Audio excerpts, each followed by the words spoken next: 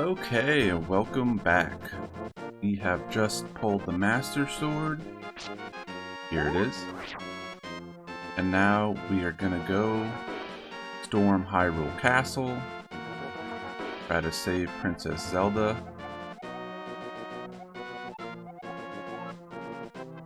And we're gonna see what happens with that.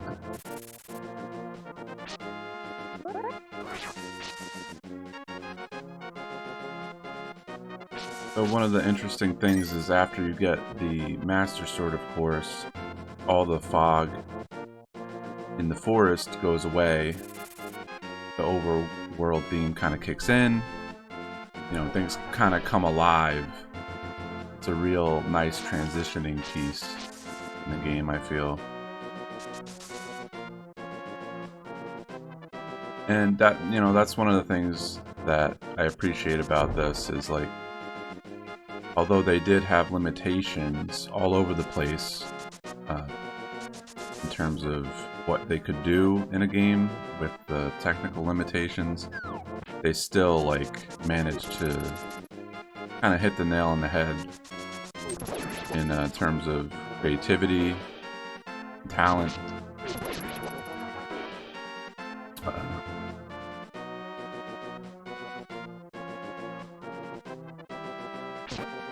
One of the things I'm going to do, though, before I go to Hyrule Castle is I think I'm going to go under the bridge to get the bottle.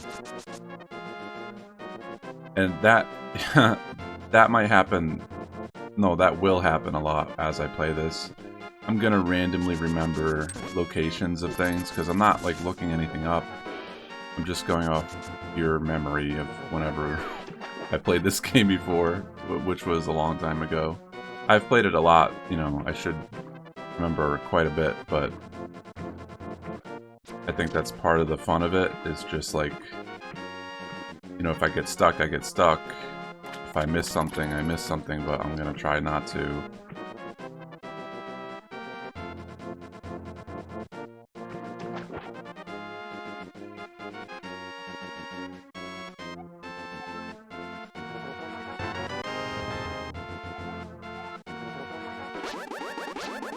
Oh yeah, also, that's the cool I forgot about this. Cool part of this game is when you have full health with the Master Sword, you can do the Sword Beam, which really, when the 3D Zeldas came out, you know, I liked in Ocarina of Time where you had, you know, you charge up your sword spin and you have like two different powered up versions of that sword spin depending on if you're young Link or, you know, how long you hold it for. But in this, you just have full health and you shoot a, you know, a sword beam, which is more like the first Zelda. Same thing happened. It wasn't exactly a beam; it was more like an extra sword would come out. But they did have that function return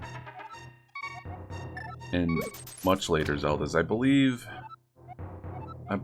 that Skyward Sword had it. Like when you would hold your sword skyward, you could do like a sword beam, and then in Breath of the Wild also, you definitely could do that, which is really cool. I feel like that's just a feature that should be in all Zelda games. Like that's what happens. Like you can have a sword beam. Like you could, like, why not also have the sword spin? I mean, that's a thing too, and have it, you know, shoot energy out of like different distances, but definitely should always have some kind of sword beam. It just gives it an extra magical quality, I feel. Like the power, you know, like you wanna, not just a sword, you know, and it's like not just a sword that can defeat evil, but, you know, it has more to it. I always like, you know, the fantasy swords that can do that, like the Sword of Omens is probably the most notable example of how a magical sword can kind of do anything, because they really go wild. That's from Thundercats.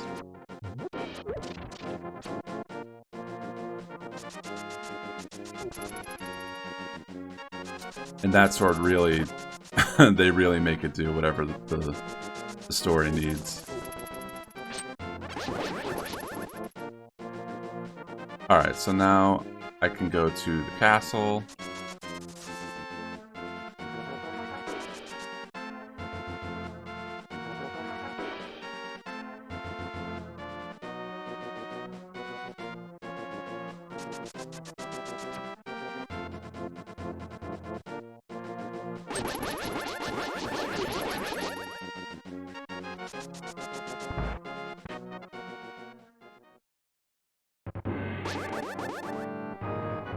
Yo, what's up, guys? I just saw the chat. Why does Link have pink hair? I'm pretty sure it just had to do with the color of the Super Nintendo. Like, pink showed up more than the brown that it would normally be, or blonde. It probably didn't look as good. And I'm sure there's, like, ROM hacks that correct the colors. But also, I guess they just turned it into, like, an artistic thing. You know, where they're like, oh, I like this, you know, and they just want it to be different. Although it is definitely a little strange, because his hair is definitely pink. But, you know, it was the 90s. Things were extreme.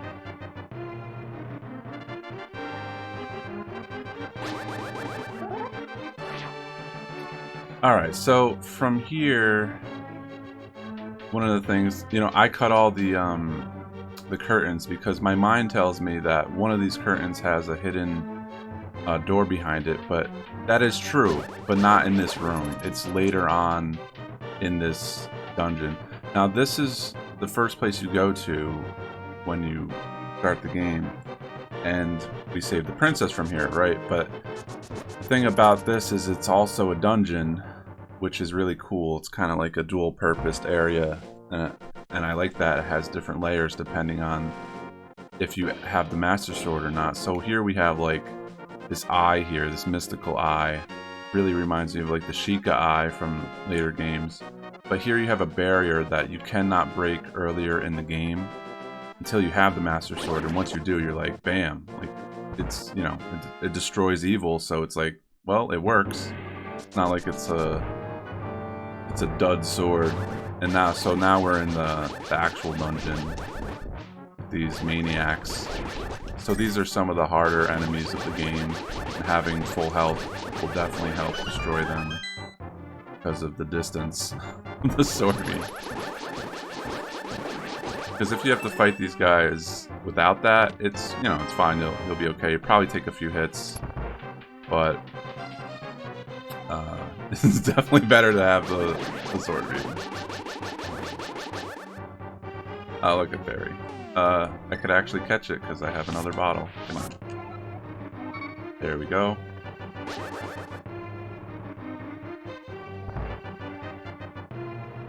And it's kind of interesting they make you go through these rooms in the dark. Because, you know, if you really think about it, these enemies are just chilling in the dark, like waiting for you. They're like, any moment now. It's gonna be like the worst surprise party. Alright, so from here I'm pretty sure there's a key in that jar down there to the bottom left. Might be wrong about that. We'll find out. Oh, it's in this chest. So what are the jars for? Just random hearts, rupees, and they give you, you know, the ability to light up the room with the candle, but I mean, it's not really necessary. And we already know where the door is, so you just go back.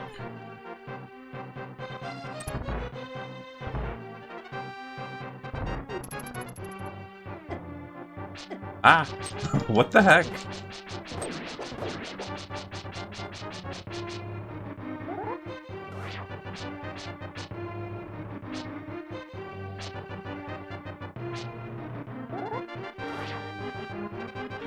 Alright, so there's nothing really in this room. Time to move on. I lost my sword beam, so that's not good. Somebody's shooting arrows at me. You can actually dink the arrows with this shield if you stand still. There's no like dedicated shield button in this game, but in later Zeldas they actually have you do that, where you can hold out a shield. You know, like a 2D Zelda game. You know, makes sense. Like, why wouldn't you want to be able to not just automatically block, but block meaningfully, I guess, on purpose? Because it's a mechanic that you might not even be aware of. And the door was closed, but this switch opens it. It's just kind of obvious, but in Zelda 1, almost, well, a lot of the puzzles are based on moving this style of tile block to open any doors, unlock the rooms that have like stairs, so you can, you know, go to different areas in the labyrinths. Oh, we got the, oh no, I had it back, I lost it immediately. Alright.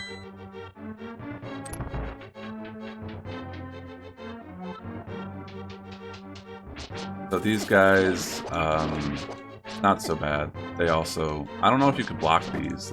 I could try. I'm actually curious. Probably not. Oh, alright, you can. It's a little dink.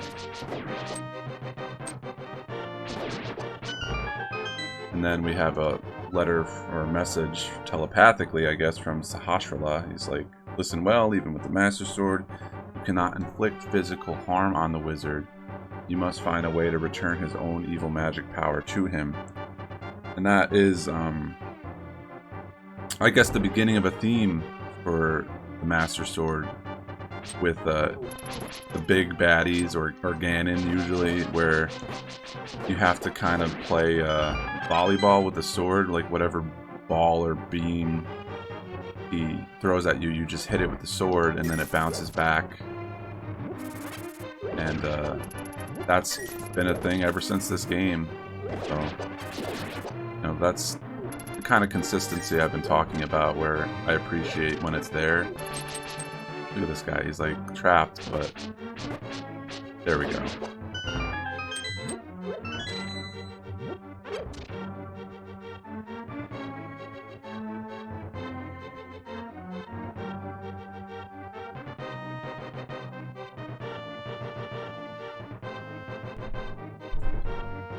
Alright. Gonna go through this door. Oh, now we have like a bunch of guys in this room. Alright, so I made use of the sword beam while I had it. Let's see what we can do. We have like the ice rod. It does not work on a all-metal soldier. That's unfortunate. How about the arrows? Maybe I just missed. Nope, this doesn't work. Arrows do though, so.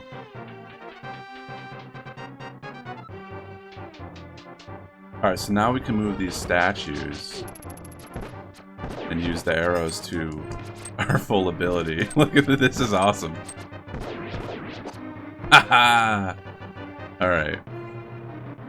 That was really fun. You can get this guy too. I love the arrows. Why am I sleeping on the arrows?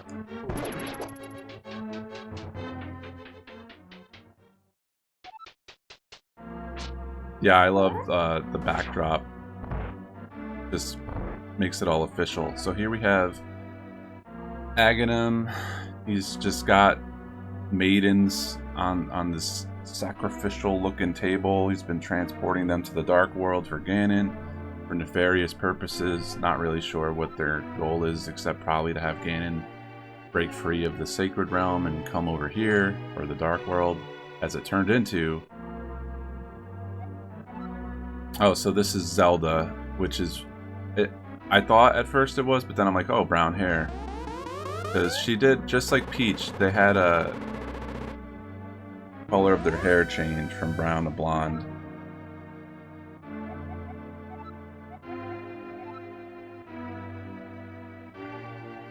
Tribe of Evil, when we are armed with the power of gold. Ho ho ho, now I must go.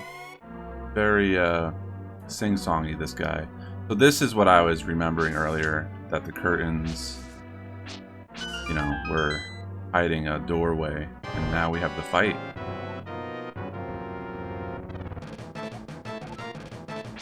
So this guy is like literally a puppet for Ganon.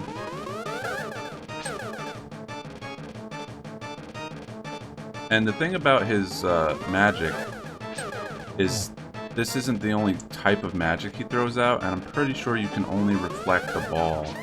This, you can reflect it, but I don't think it hits him. Unless there's a trick I don't know. But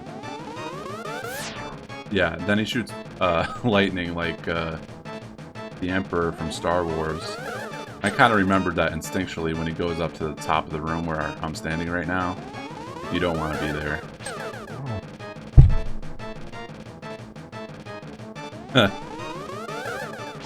Yeah, Link's actual name is Cosmic. It's a little known trivia.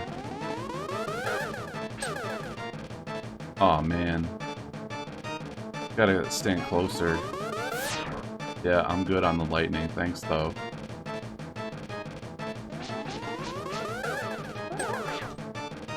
Man, it keeps just, like, going a little bit off.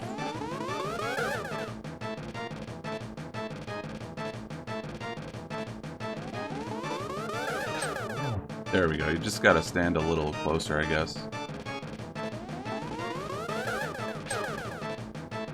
I say that, but I didn't know if it was gonna be the blue magic.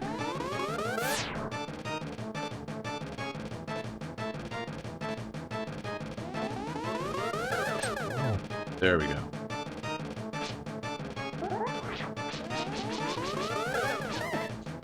Ah.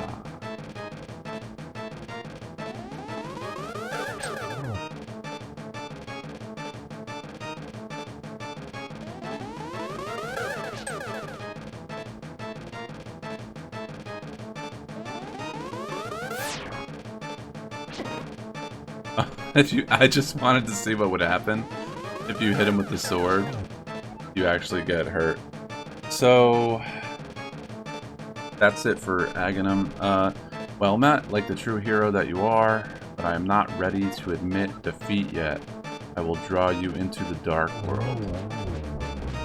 Interesting thing about this part of the game, in the there's like a sort of like I'd say a manga, but it's like a graphic novel from the Nintendo Power comic.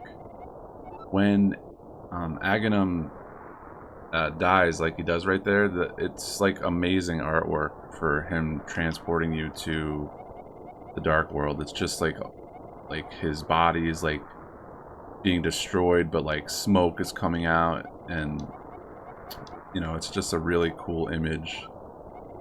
It's not something you'd normally see in like a Zelda game, I guess. It's just artistically, the way they depicted it is very awesome.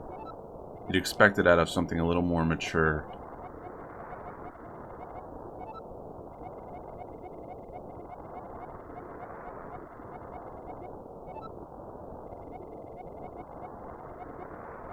So this is Sahasrahla speaking to you across from the light world. So now we have to go to the first dungeon, the Palace of Darkness. And he's, you know, begging me to help him, so, you know, why not? Now we got the awesome Dark World theme. Cool golden pyramid. I mean, this is it. This is the game. Now we're in it. The first part of the game is definitely like a tutorial, just a training ground. It's all kind of lighthearted, and then things get serious. All the enemies in the Dark World hit harder.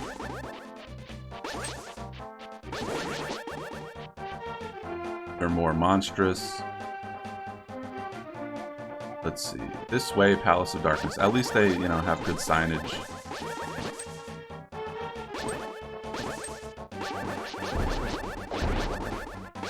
Come on.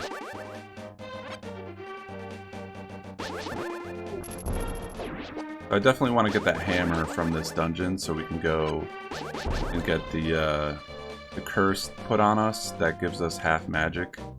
Which, what it does is you're just able to use magic way more. It's actually a beneficial curse.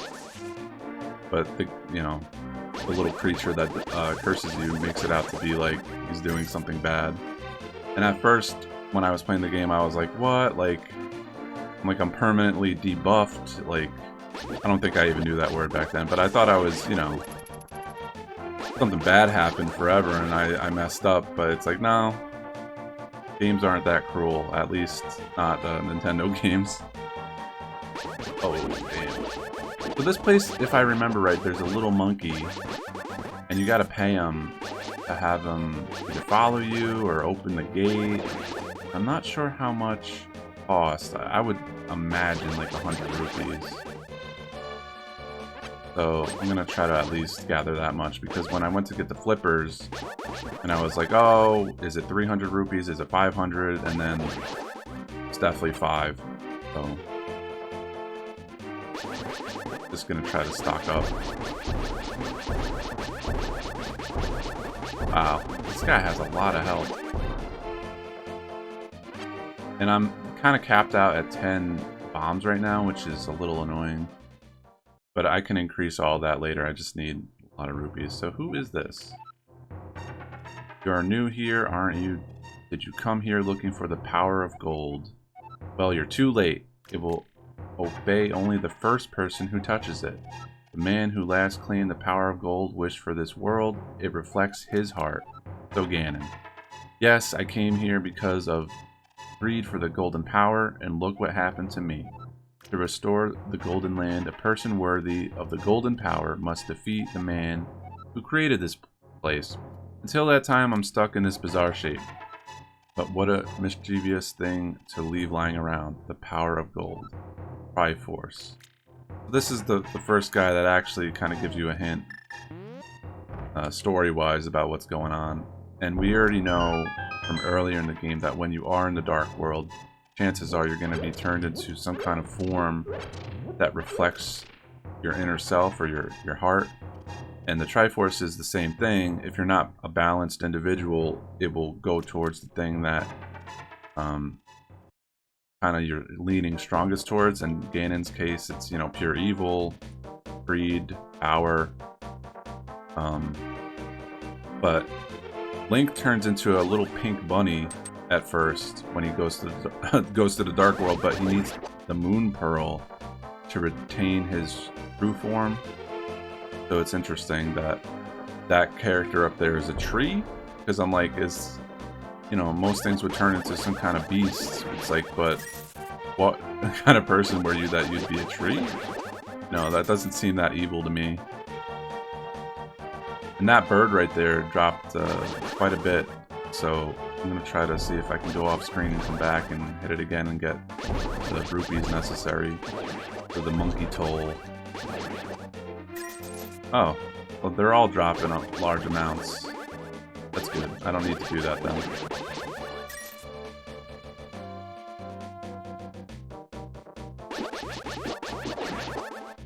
So it's a little bit of a maze in here. So you go through here and you can kind of see Link through the top of these trees. It's a little bit see-through.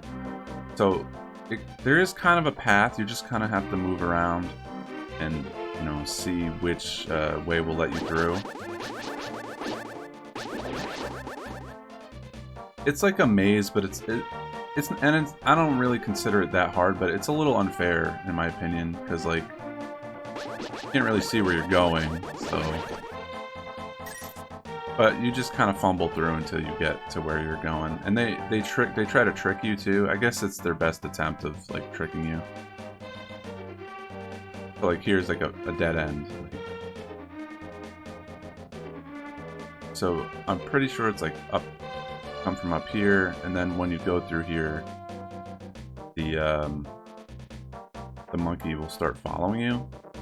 Yeah, there we go. Kiki the monkey. I love rupees more than anything. Can you spare me 10 rupees? Oh, so again, I'm wrong on the money amount. So I gave him 10, I guess. Maybe he's gonna ask for more, because that seems odd. So there's like these locks. You can see it up on top of the palace on the left. It's locked on the top right. It is unlocked. It's kind of hard to tell, but you'll see in a sec. Oh, so it is 100 rupees. I will open the entrance for you. Try to open it yourself. It would be cool if you actually could open it yourself without having his help. And you just have to do like a puzzle or fight a bunch of enemies or something. But there's only one way to get in, and that's through paying the monkey. So this is very reminiscent of the first dungeon because it's the exact same location but in the dark world. So it has the same kind of opening where you have 3 potential ways to go. And in the light world, these ways are kind of blocked off. They're just bridges that are broken. And in here, it's just everything's kind of fixed. It's interesting how they played off the light and dark world and have you, like, if you remember what you've gone through, you'll be like, oh, this is how it's changed. But overall, they're totally different dungeons. It's just things that are kind of like similar.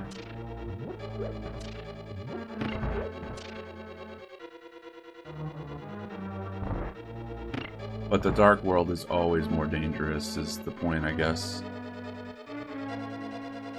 And these little enemies are Helmosaurs, officially, and the boss of this dungeon is the Helmosaur King, if I remember right. I don't remember the name of all enemies or bosses in this game, but some of them I do. So it's actually Zelda talking to me this time. Normally it's the old guy, Sahasrahla. But Zelda says, I'm locked in Turtle Rock on top of Death Mountain. I know you're doing your best, but please hurry. I mean, alright. I'll do what I can. You should be lucky that a child is coming to save you at all. Because no one else would.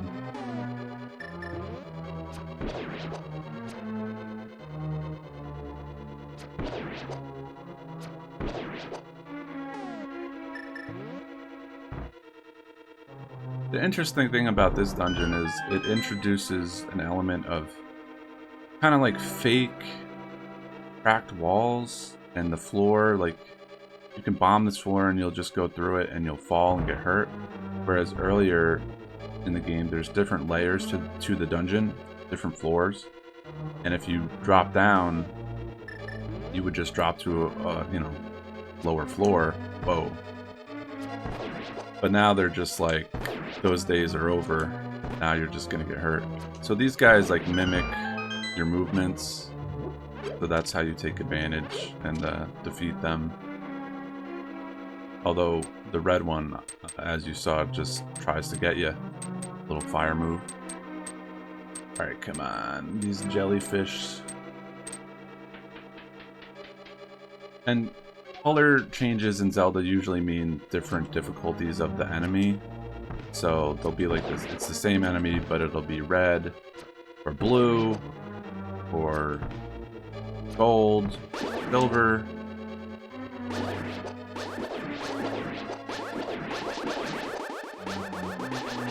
And these little laughing like whack-a-moles, ooh, are what you need the hammer for. Kind of funny that they just, like, I don't know if they're alive, but they definitely get your attention as like a whack-a-mole. Like, you'd know that anywhere if you've ever played that game.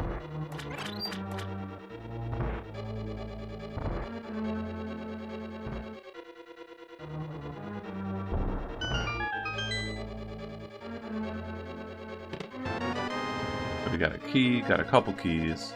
This is kind of an interesting way to go about this dungeon. Normally I would have went down the middle, but I went this way, which isn't bad. I don't really need to come back here again, which is good.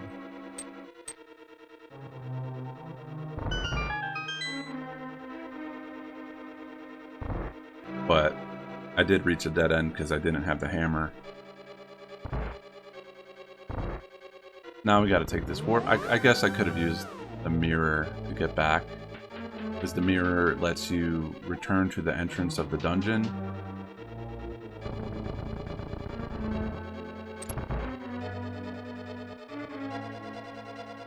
And these little turtles need the hammer to flip them over before you can harm them.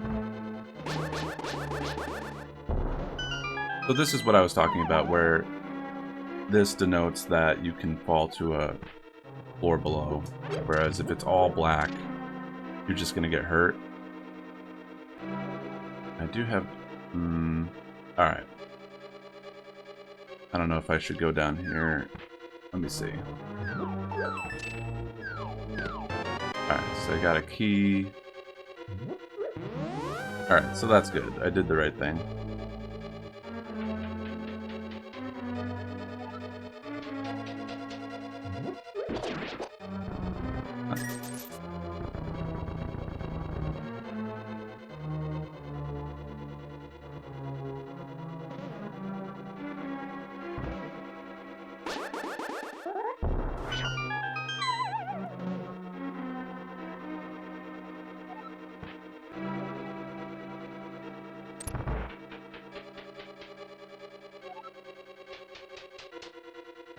Alright, so I'm hoping this is... Yep.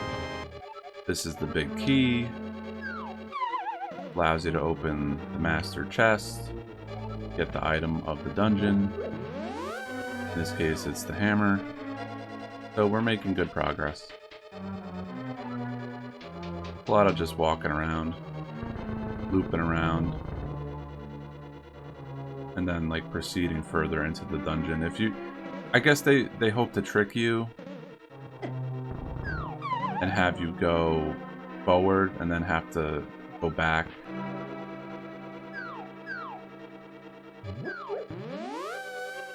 Because eventually you'll run into a door and you have no keys, or run into a situation where you don't have the master key or the big key.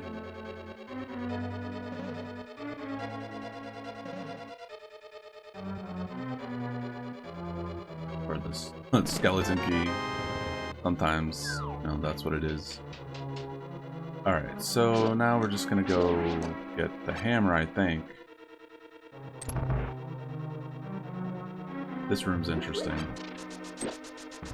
Because if I don't do this and I kind of mess it up, yeah, as you can see, the floor starts to, you know, give away under you unless you're quick enough, so I just have to go from the right, I guess.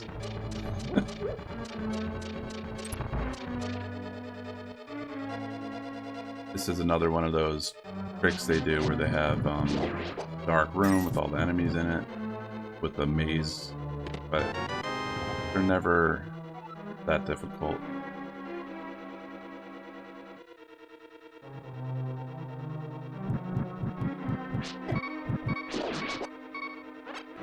And as you can see, enemies in the dark world definitely hit for a lot.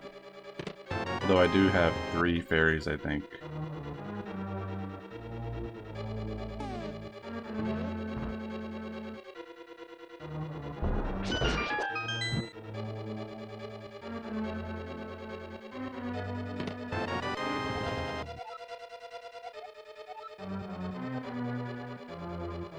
Got the hammer.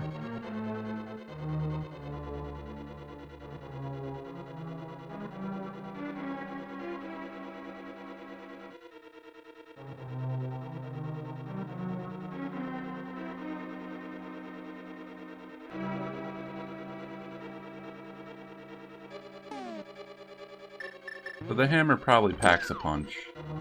Yeah, as you can see.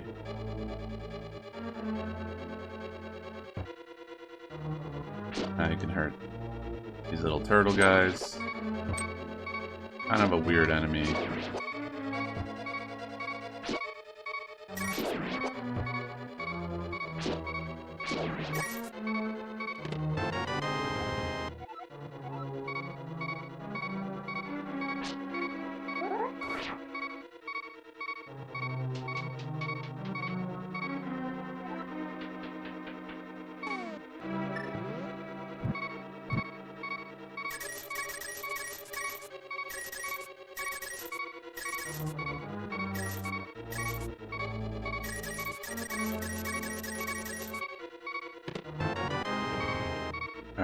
Got a single arrow.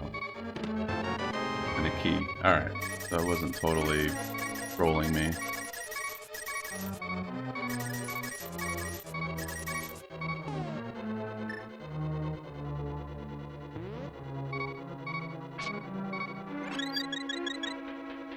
They're just gonna stop that beeping.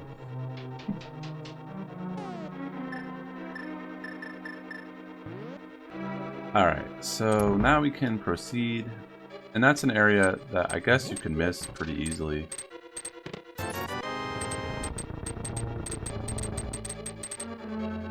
get that key. A little obscure. Alright, so this part's interesting. Let's see, we gotta go down here. And then we have to change the switch. But no, we're good. Okay. I was overthinking it.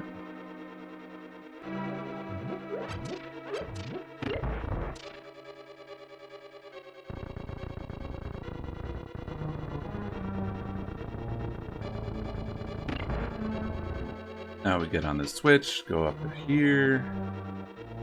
Now we run into these clones again.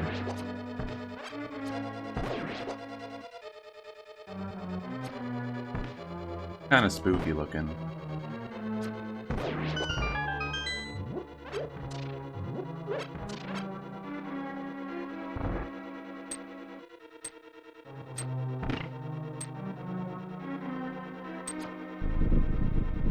And this is a situation where this is a weird puzzle, I feel, that if you're playing it for the first time, you'll probably get stuck here. Because these statues are all over and they do nothing like when you interact with them. And this is the only one that's colored, so I guess that's, you know, the only interesting thing about it.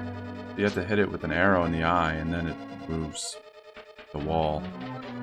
But it's such a unique circumstance that's not used anywhere else.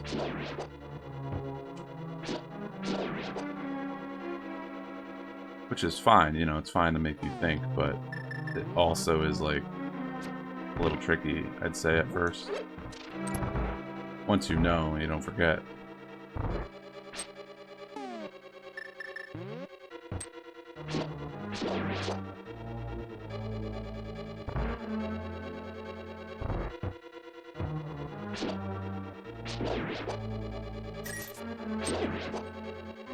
It's interesting that they have turtles in this, because normally I think of a turtle as like a Mario enemy.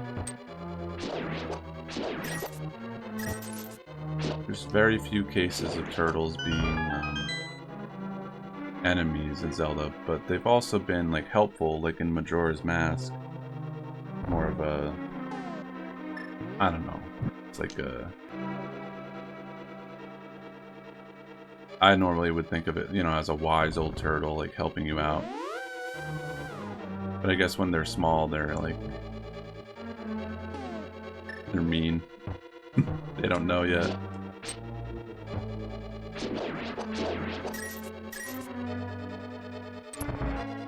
Alright, so this is the boss door. I'm gonna need the hammer. Almosaur King. Gotta crack his face.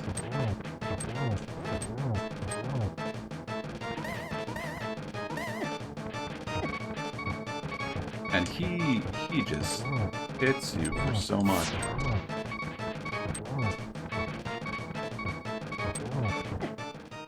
And look at that, like, dead almost instantly. It's kind of wild.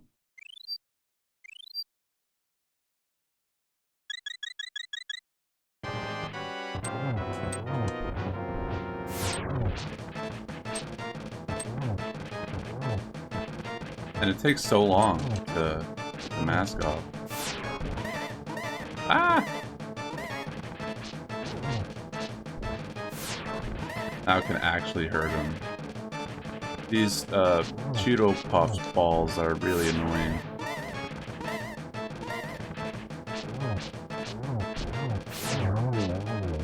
But it kind of shows you the Dark World isn't playing around.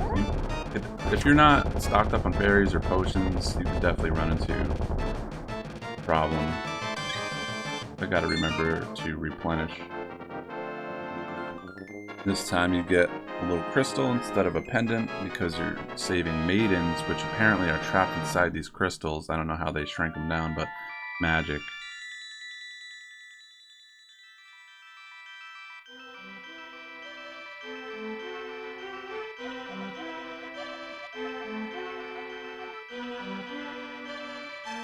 Alright, because of you, Cosmic, I can escape from the clutches of the evil monsters. Thank you. This world used to be the Golden Land, where the Triforce was hidden. But because Ganon, the boss of thieves, wished it was the world was transformed. Is that just a translation issue? I thought I was reading it wrong. I'm sure he's intending to conquer even our light world after building his power here. He is trying to open a larger gate between worlds near the castle using our powers. Link Between Worlds is the name of the sequel to this game. Interesting wording. But the gate is not open completely yet. If we 7 maidens come together, we can break the barrier around Ganon's hiding place. I know where he is, so I will tell you where the other girls are held. I believe you will destroy Ganon. That's a good bet. I will return to my original form at that time. Sounds good. Do you understand? Not at all. Why do I have to do this? I was just in bed a few hours ago. May the way of the hero lead to the Triforce.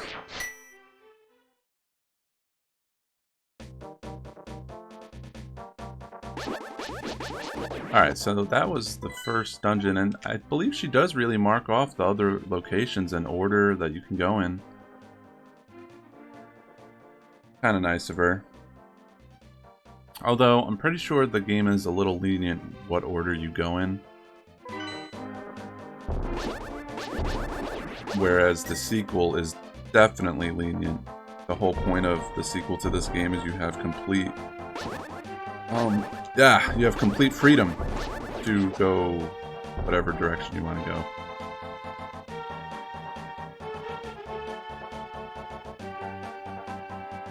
Which is, you know, in Breath of the Wild was expanded tremendously in that, you know, I say complete freedom, and then there's like even further beyond freedom. You can do anything you want, any direction, anything you want to do. No one can tell you what, you know, the linear path is in the game. Whereas, you know, these games are definitely, they kind of lead you in a direction. But it's fun to have, you know, that kind of freedom. And then you don't need the guidance of a path going, you know, a game telling you to go on this path, go to point A, B, C, D, and just follow what we laid out for you. Like, you want to have your own, it's an adventure, you want to have your own adventure, I guess is what I'm saying. Trying to think.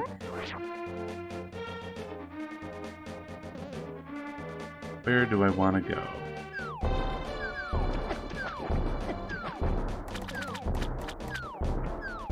I think I'm gonna try to get an upgrade for my bomb capacity.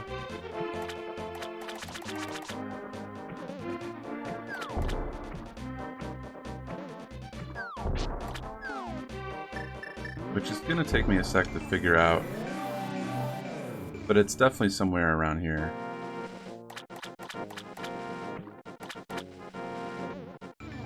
And also, there might be a piece of heart.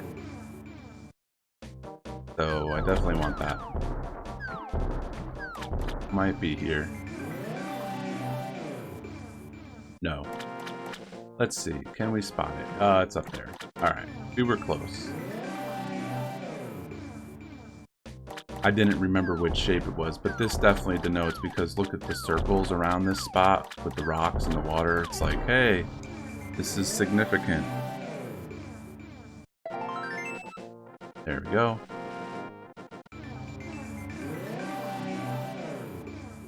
So the magic mirror, of course, lets you go between the light and dark world very easily. Very convenient.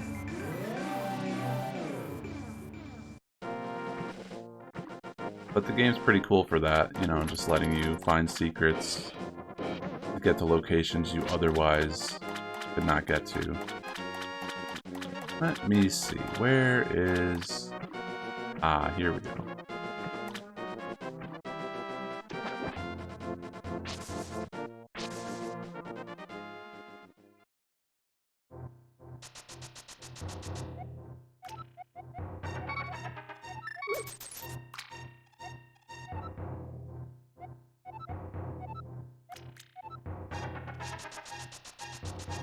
So,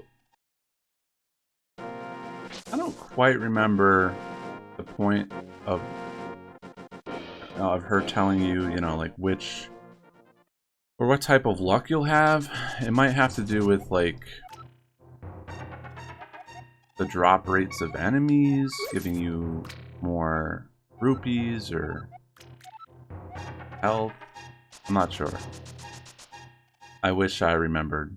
But the point is, you keep dropping money in here, and then you'll get the ability to upgrade the capacity for your arrows and bombs, I believe.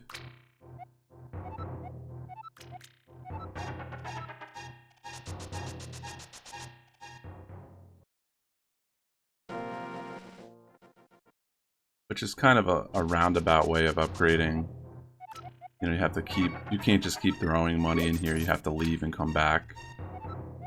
Feel like, could be more streamlined or better thought out, something.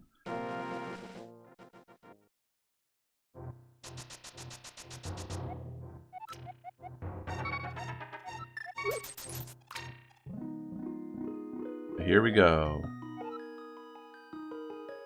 Want to carry more bombs.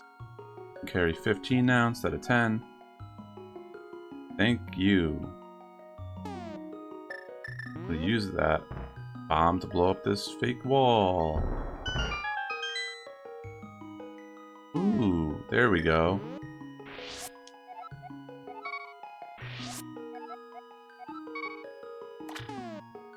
Let's see, we should be full on fairies. Alright, cool.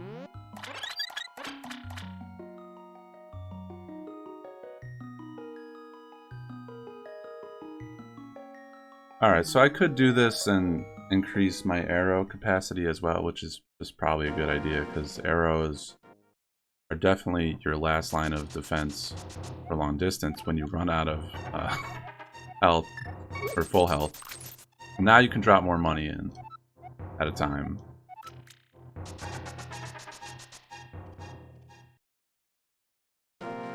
Now that she knows you have deep pockets, it's like, alright. Here we go. 50. Yes. More arrows. Not as big of an increase. No, I guess it's the same. 5. Alright. I'll do this like a couple more times.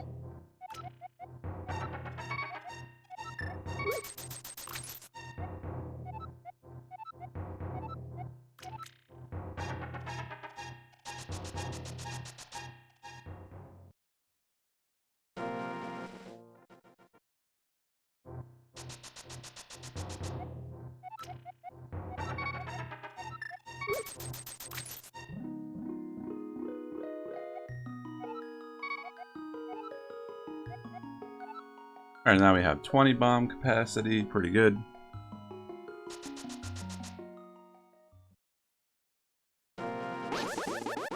Alright.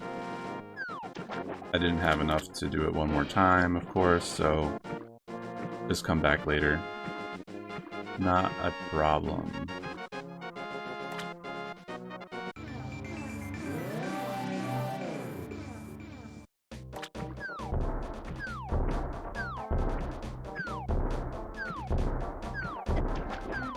However, this kind of is a problem. Like, move.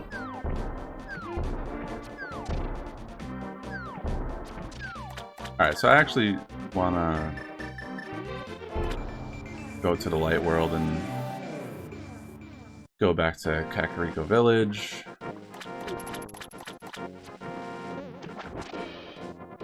Probably a faster way to get there through like the warps in the water that the Zoras use, but I'll go the long way. It's alright. Now you see, like, earlier in the game there wasn't as much activity in terms of enemies trying to hunt you down, but it's kind of cool now that, like, you've defeated Aghanim, that they're really after you. Because your reputation in this game is already kind of tainted, but it's even worse now. Like, they probably think you were the one that took Zelda, and now you're just running around freely.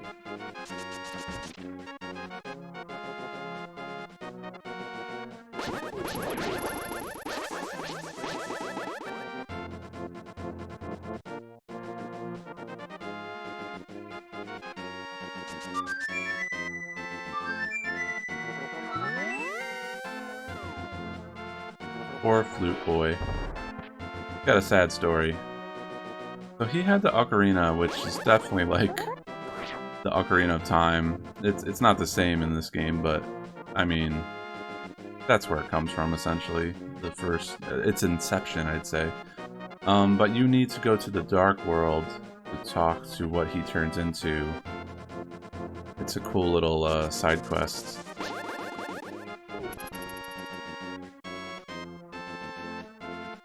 But at first you're just like, what the heck? You know, what happened? And I almost never go in here. I think it's, yeah, alright.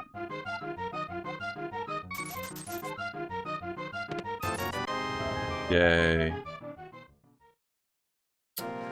Gonna say, I think it's one of those treasure games. Pick a chest, any chest. Of course. Well, that's enough for me. Although, pretty sure one of them has a heart piece you can win. So I definitely want to get that. But I don't think it's that one. I mean, I might be wrong. I think it's a different game though. So now that we have the hammer, finally go get what I wanted to. So long ago.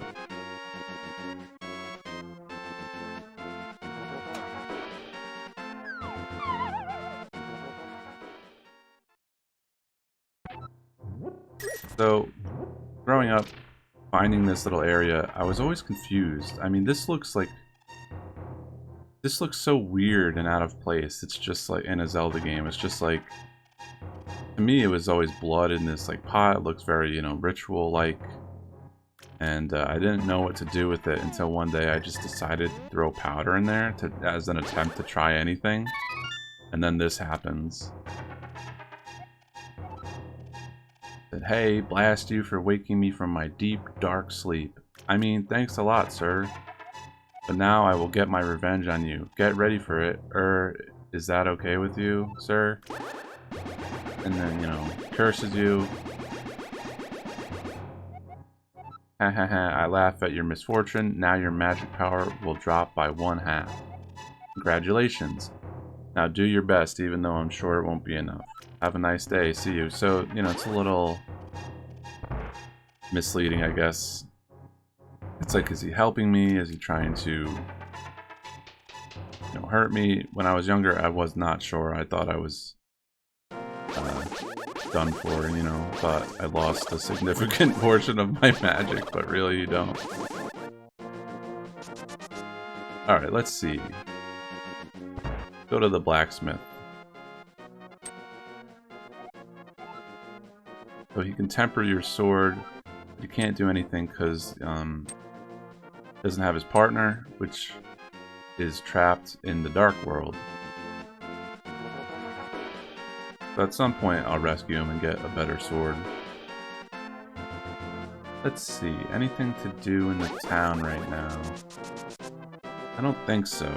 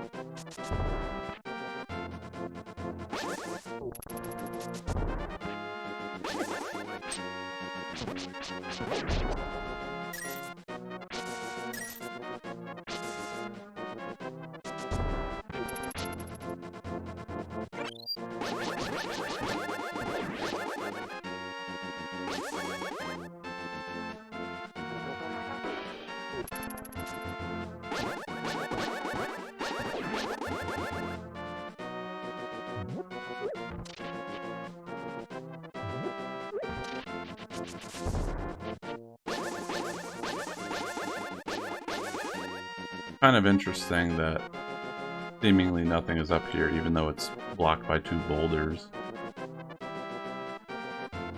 Alright, before I go back to the Dark World, I'm gonna have to go north for a second. There's this one heart container. I think I know where it is. It should be accessible. We'll find out.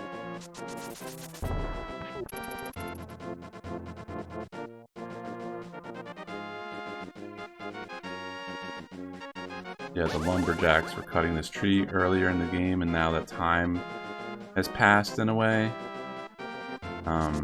Now you can do this. Go inside. Pretty cool.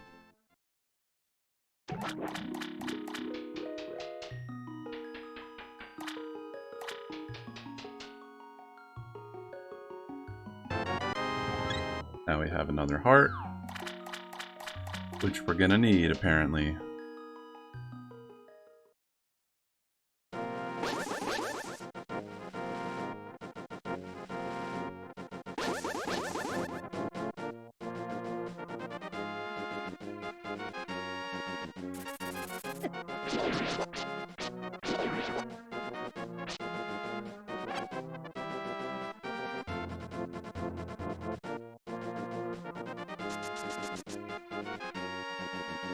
So there are portals to get back into the Dark World all over the place, but one of the ways you could also do it is go to Hyrule Castle and walk through the main entrance, and it's just like a direct portal to the Dark World, and you'll be at the Golden Pyramid again.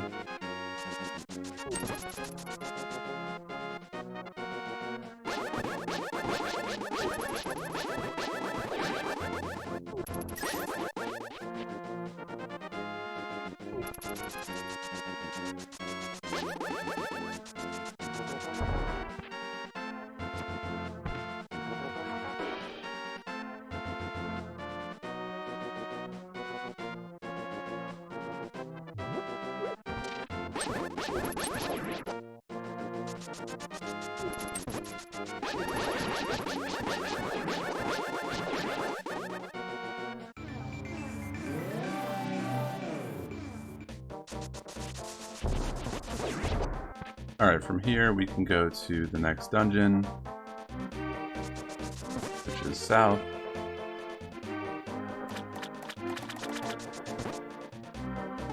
Need the hammer again.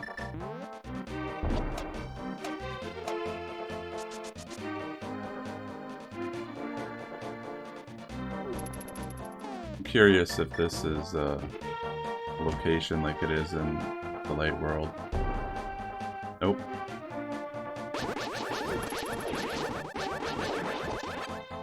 Sometimes they reward you for being thorough, other times not so much.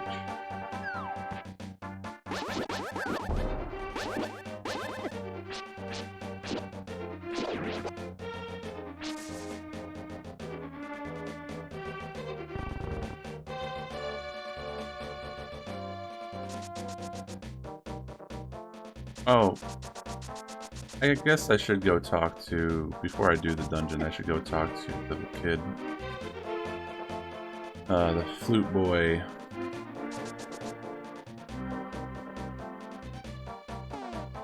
I'll do a couple things while I'm here. Go down here, which gets you a heart piece, heart container.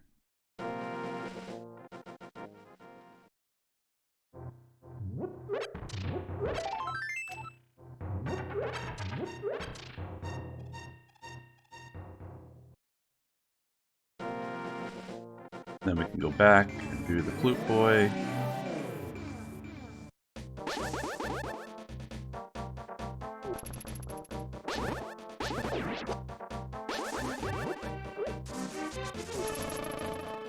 Here we go. Turned into this odd creature. After wandering into this world, I turned into this shape. I enjoyed playing the flute in the original world. There was a small grove where many animals gathered. I want to see that place again. I buried my flute there with some flower seed. Will you try to find it for me? Yes, and then I will lend you my shovel. Good luck. We're gonna get the shovel, dig up all over.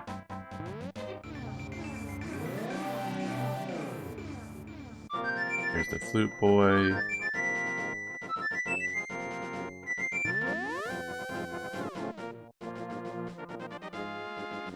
Now we have his shovel. There's some weird time element going on here because it's already happened, but yet every time we come back here, he's like stuck in a loop.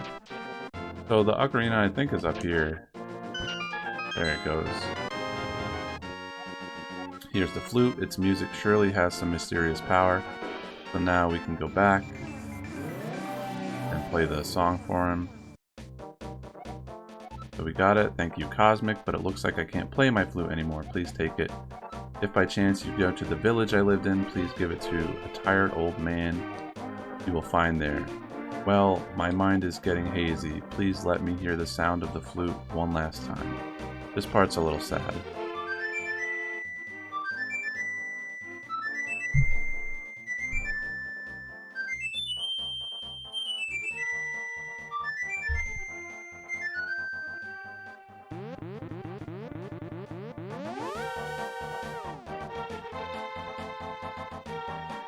So he turned into a tree, which is what happens eventually. I guess everything turns into a tree, whereas the other guy we met that was a tree was not totally solidified yet. But still sad. Oh, we have an archery range. Let's see. Oh, whoa, this guy's looking crazy. Howdy, Light Worlder. You look like a straight shooter. Want to try your skill in my shooting gallery? I'll give you 5 shots for 20 rupees. If you're as sharp as I think you are, you stand to rake in the rupees. Alright, here we go.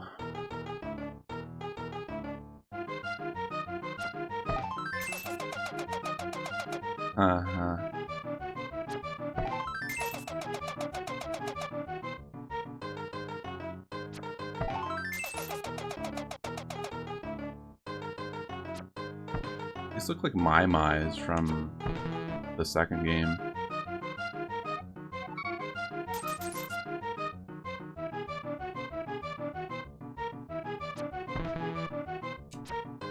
Wow, now I'm just messing up.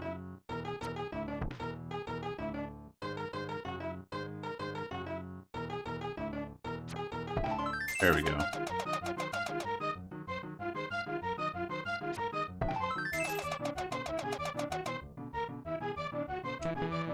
Oh, that's it, I'm out. I'll try again. Gotta be a little patient.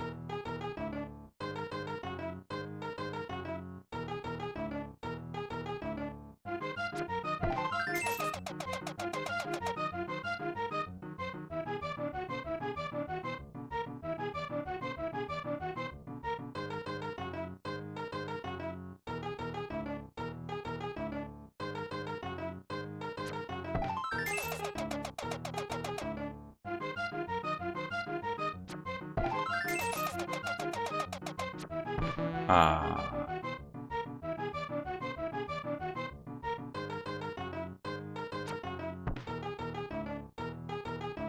Oh, I have one more. No, I'm out. I wonder if you get them all if you get a heart piece. That's what I'm gonna try to do, but it could be tough. Yeah, already off the bat.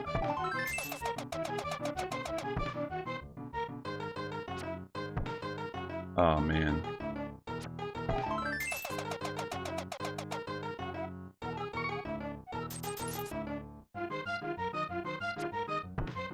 Come on.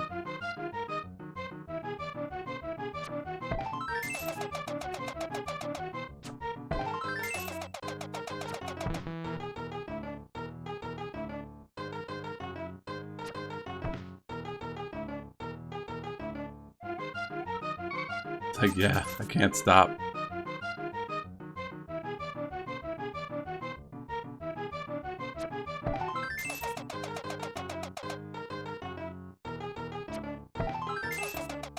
Ah, man. Going too fast. So hard to wait. Now I'm really messing up. Alright. I'll give it a solid attempt. Let's see.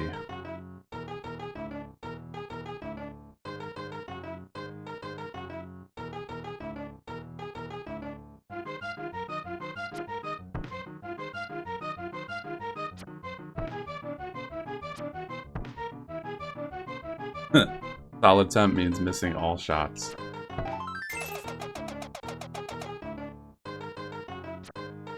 I can't even play again. It's probably for the best.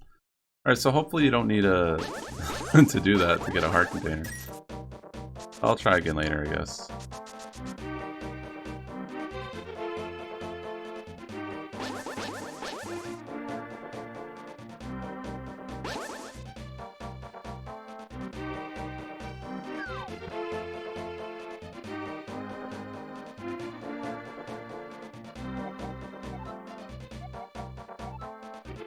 Wow, this is pretty expensive. You definitely get a heart container there, but need 80 rupees to play. Dang. So I'm kind of blocked off from going into Kakariko again, so not much more I can do except go to the light world and complete the flute boy thing.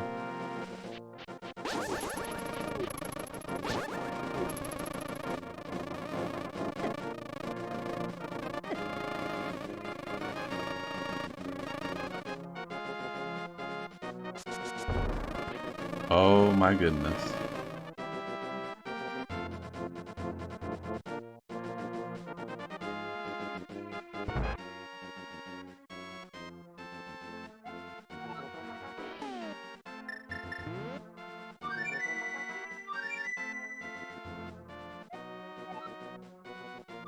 Thought that would wake him up. Oh, there we go. So this is Flute Boy's father. Says, well, I can tell what you want to say by the look in your eyes. Yeah, not good. Would you keep the flute, and will you play its sweet melody for the bird in the village square? I beg of you, please. My son would probably want it this way, but still I wish I could see him once more. I mean, technically you can see him, but he's kind of a tree.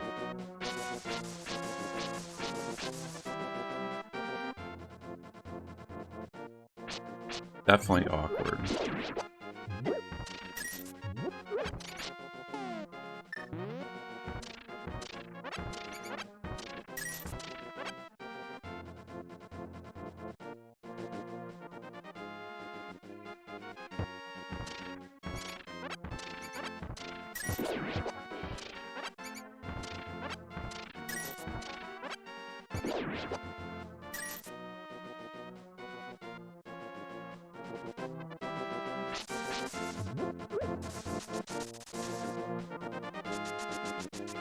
Alright, so let's go play.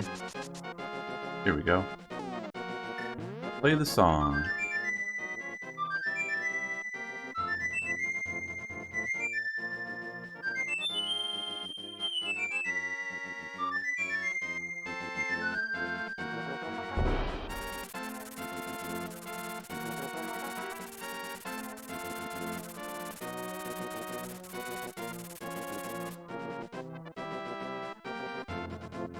Now we have a little duck friend.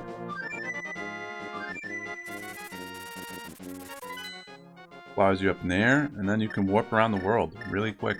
Very, very convenient. And I think a little necessary to complete the game, actually.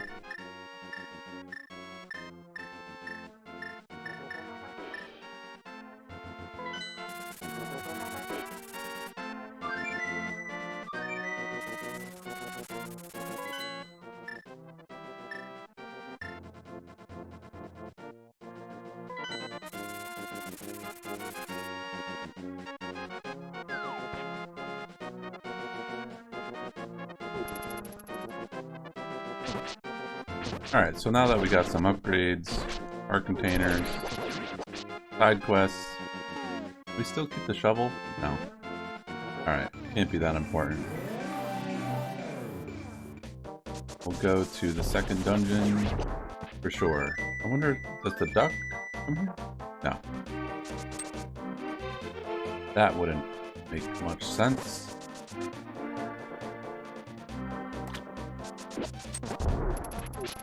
Ah!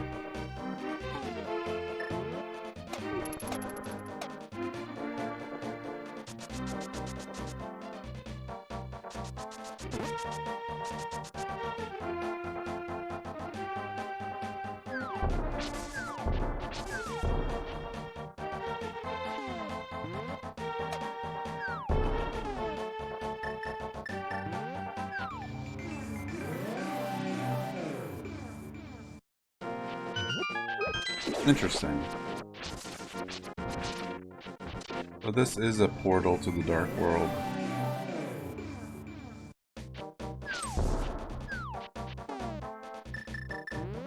And now we have access to that.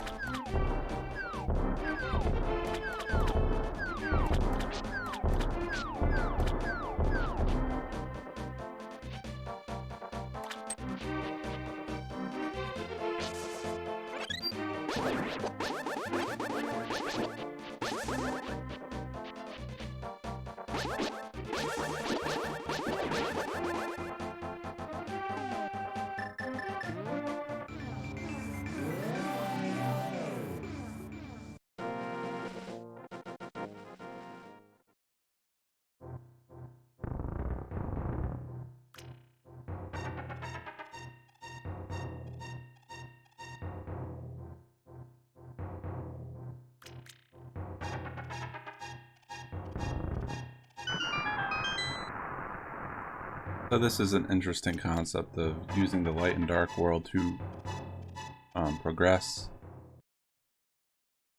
And now you drain that and you get access to a piece of heart.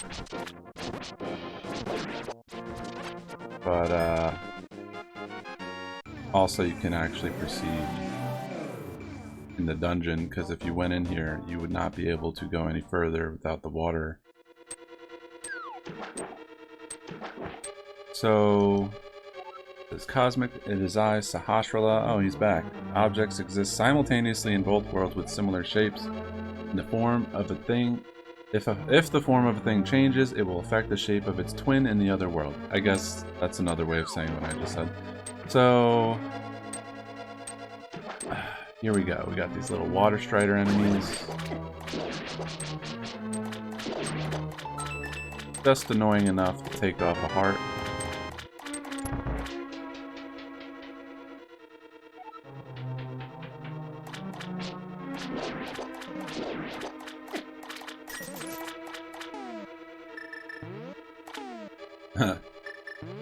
There we go. Bombs.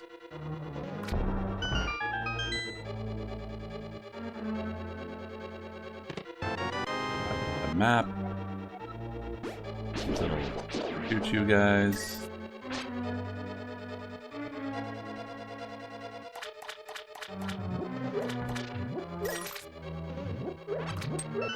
There's the key, just chilling.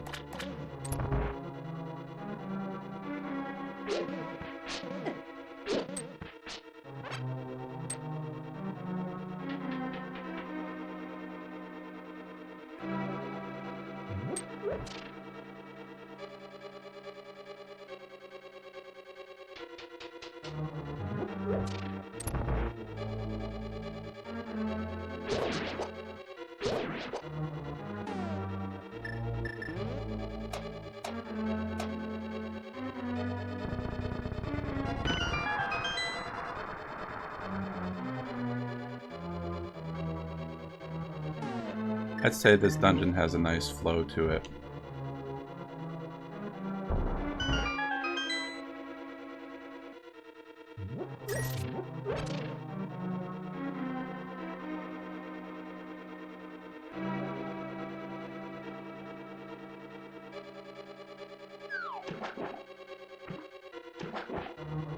Alright, so that's the thing to note, I guess, is like, obviously it's a little water-based, but I mean, would you consider this place the water temple of this game?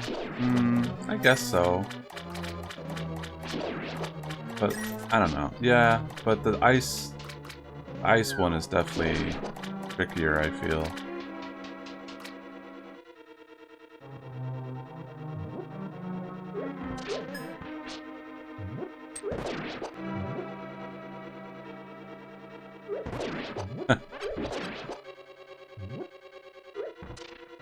Alright. So now we have a situation where the initial way of going through this was a little easier. Now, kind of like stop your progress and have you go back. So it's like a more complicated version of the puzzle, I guess. If you're thinking about level design, that is.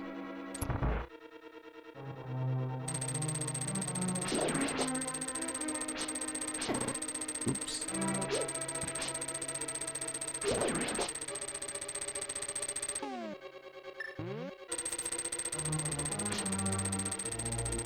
Curious if a bomb would trigger that switch. I guess so.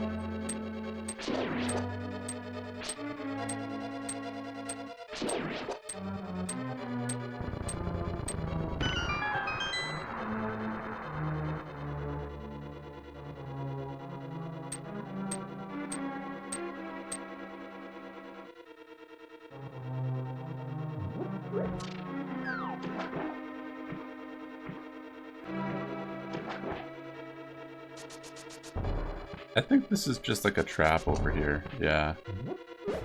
Like, almost no point to go up there, except for the enemy coming out.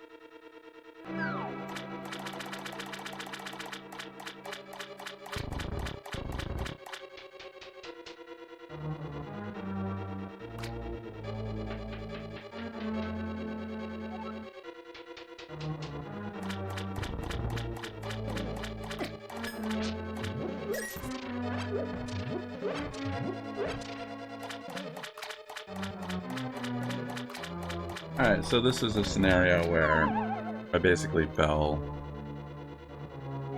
literally, but I fell for the trap of the dungeon, I guess, which is I have to go and hit that switch from before, change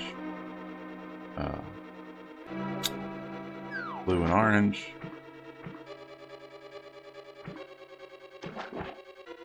When it's like, do you fall for that trick, or is it just like a little mean?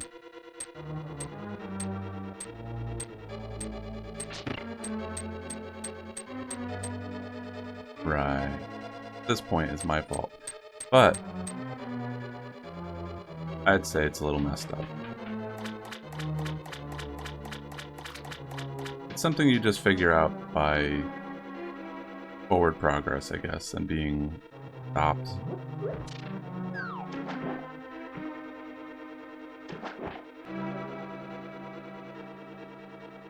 I wouldn't say it would be natural for you to go back and hit that switch again and be like, well, what if, you know, I need to get by an orange block.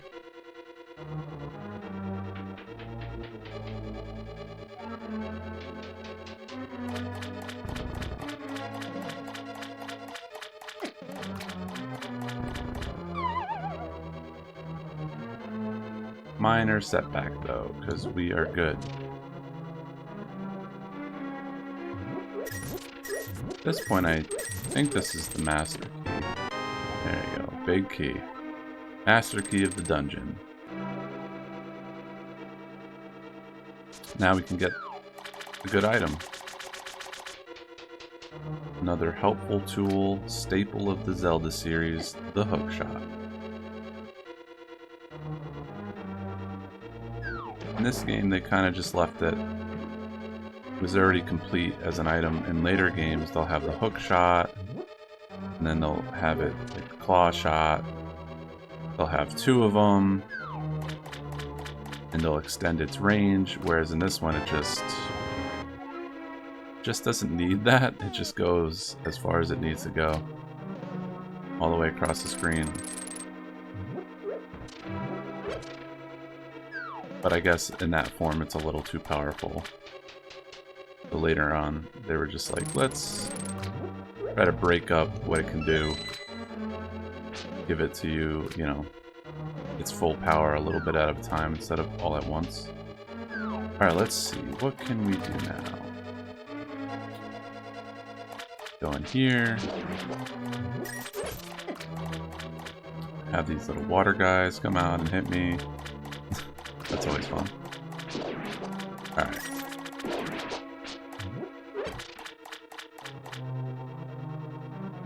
I think we're good, actually. I just wanted to see... There we go. There's got it. Yeah, the compass. I'm gonna say I thought it was something kind of not that essential, but I still wanted to get it.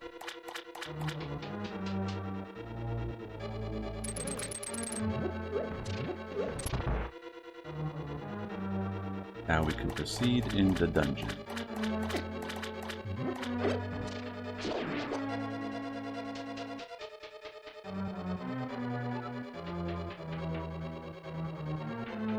So this dungeon is all about presenting you observations that you then have to use exploration to figure out how to pass them, I guess. So here it's like you realize you're gonna go to the right. Gotta go to the left, but how? And it's like, oh, there's a switch. Then you need a statue. You know, just little puzzles. Nothing too crazy.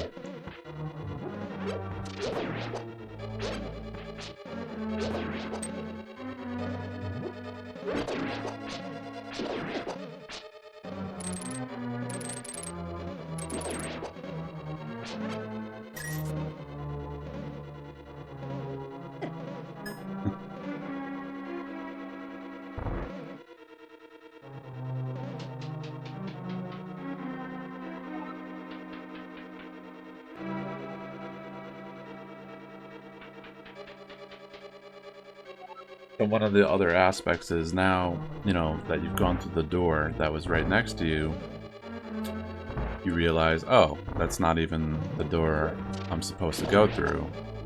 Kind of talking out my own thought process and the way I think it was originally intended. At this point, it's like not going through the game by memory, but more by just trying to proceed and seeing how the game stops you. And trying to problem solve that.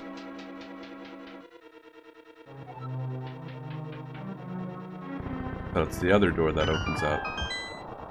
And then everything becomes kind of possible.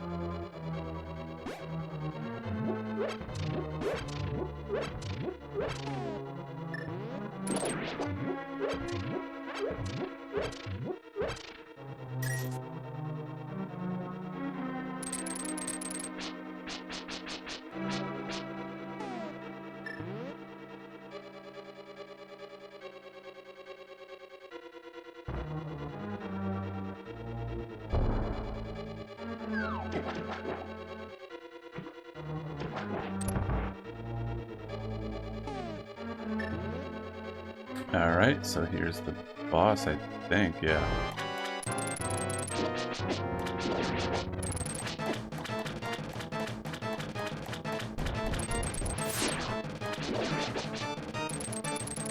I don't remember the name of this one.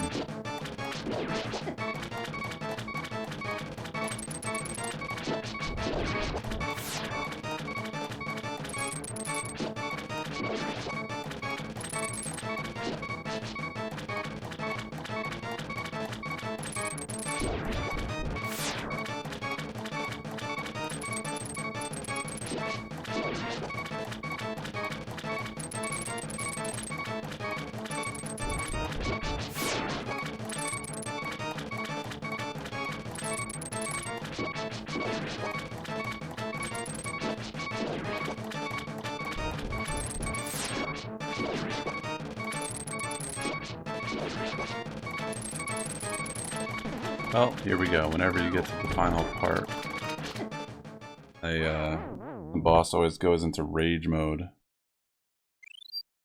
Luckily, we have berries.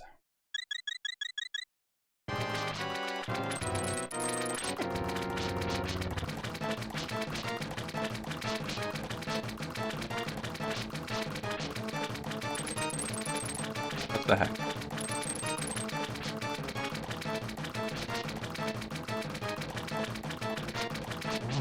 There we go.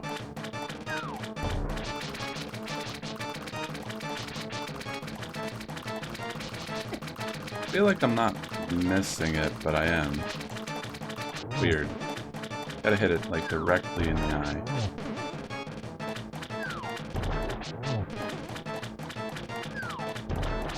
There we go.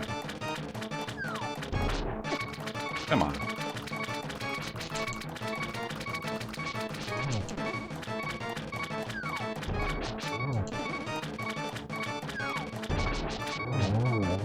Woo!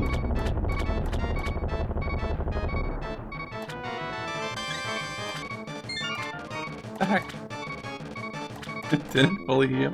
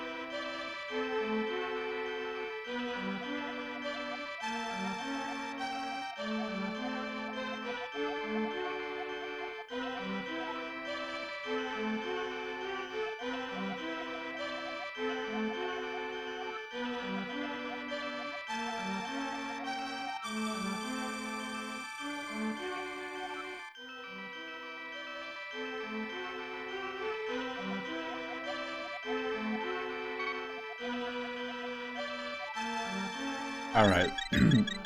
That girl just kept upgrading Ganon's titles. Like he's a thief, no he's the king of darkness. It's like, man. Really praising him. That he's the king of nothing.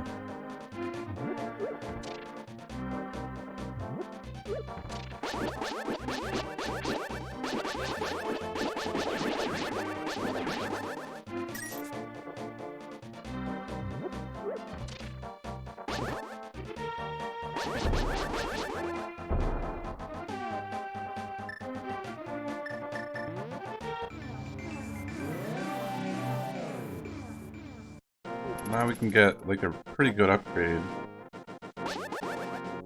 Ah, we need the old Book of Medora.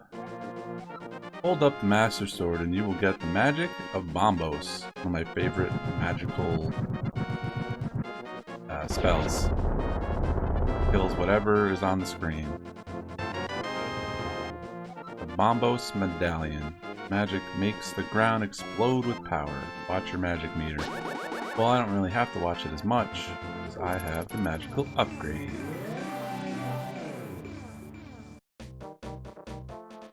Or a curse.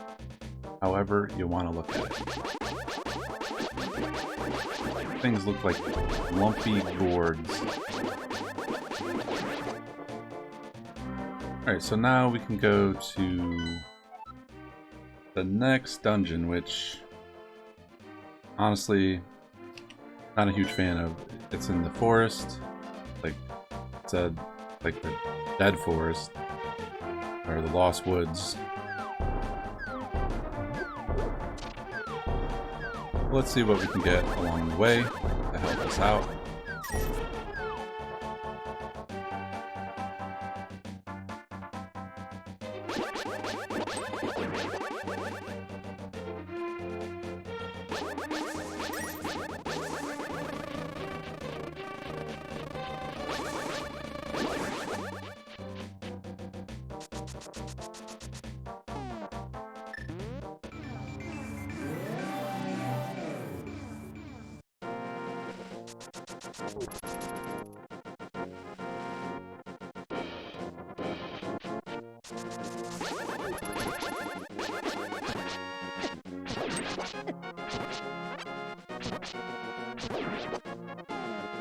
Alright, a good point that I just thought of is now I have the hook shot, which should help fighting enemies, we'll see. Freezes them. I like the boomerang, I guess.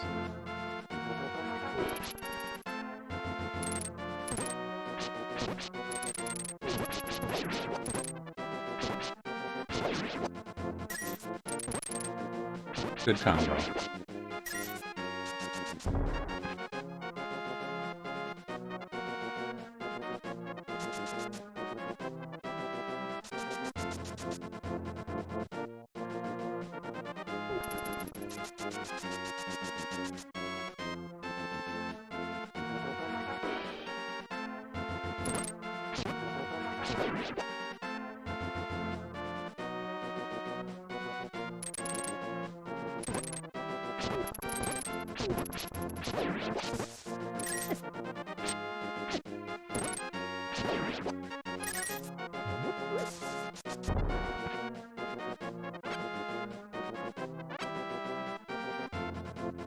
I think these are apples. Yeah, that's pretty cool. It's like a very unique situation where I thought you could sneak through here, but where you get like a fruit and it's from the tree instead of bees or rupees.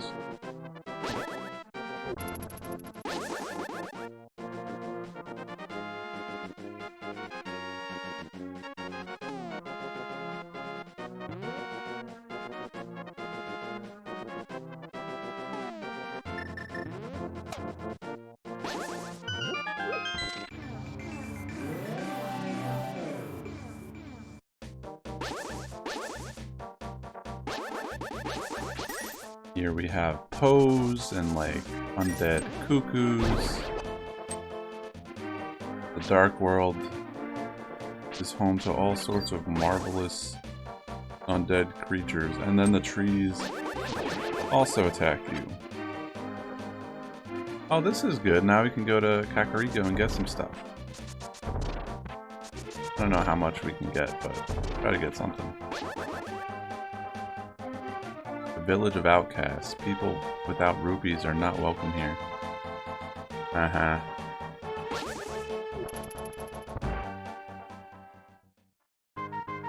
Here we go.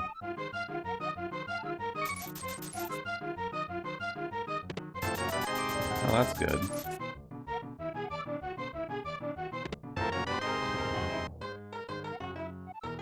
Ah.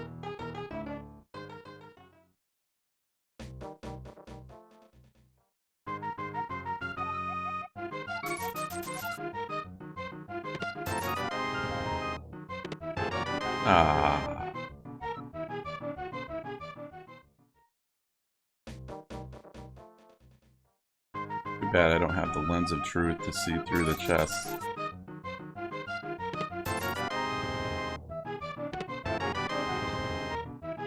No!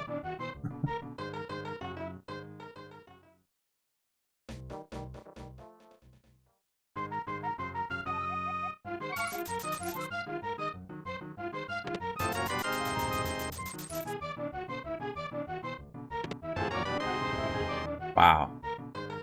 I wonder if it remains the same.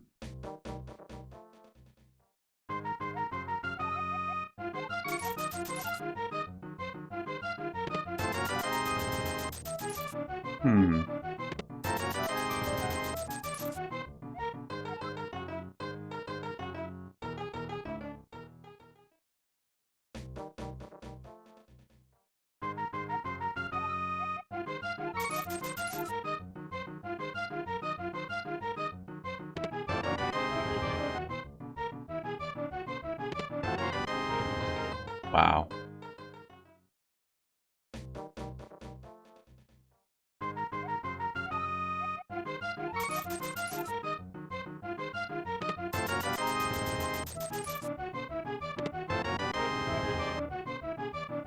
Good way to get rupees, though, I guess.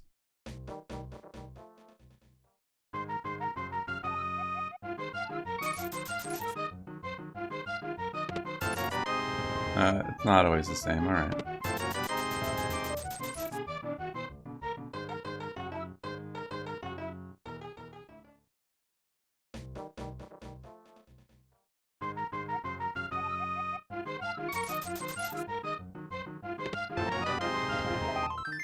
Here we go. Finally.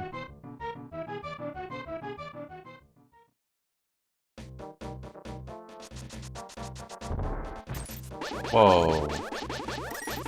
This guy straight up robbed me. I don't think I can beat him either.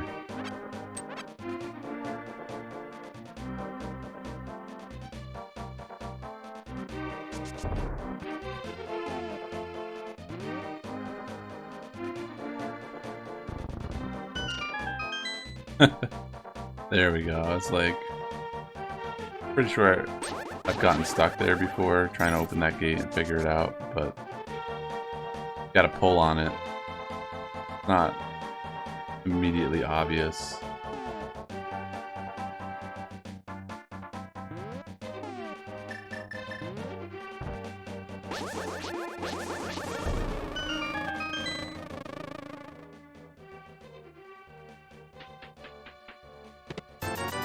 Huh. That's good.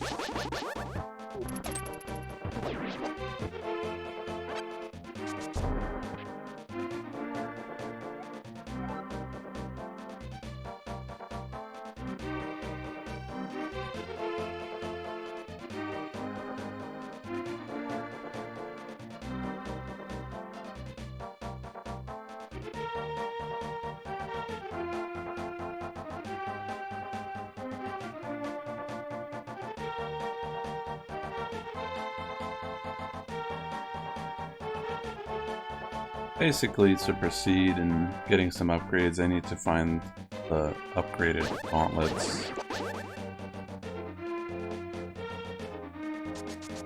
I guess we'll just go into the forest. I mean, you know, look at the fire rod there, but no, I need to beat both dungeons. Let's see, what's on the list? Yeah, 3 and 4 are just in this area, so... Oh, look at that.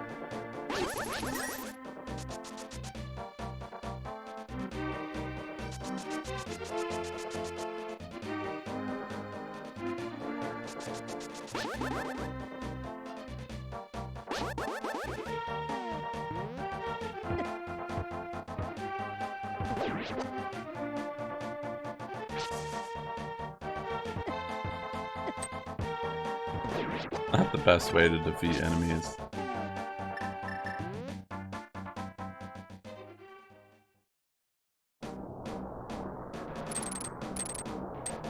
Alright, the forest no longer has the nice little theme. Got the Death Mountain theme going for it.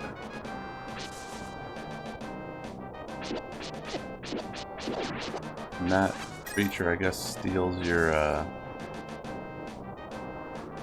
stuff. Kind of reminds me of a like, although they're not really in this game, interestingly. They definitely come back for Ocarina.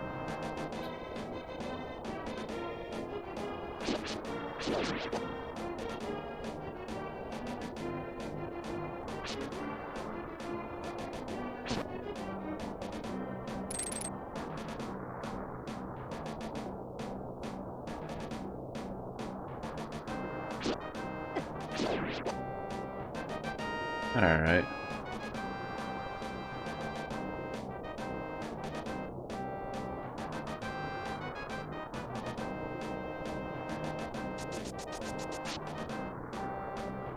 Before I leave the woods and go a different way, I'm gonna just see what's over here.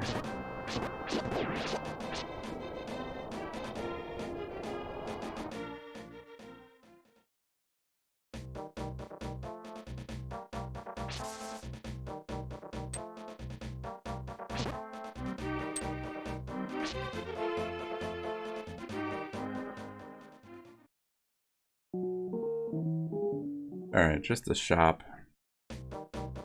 Nothing that exciting.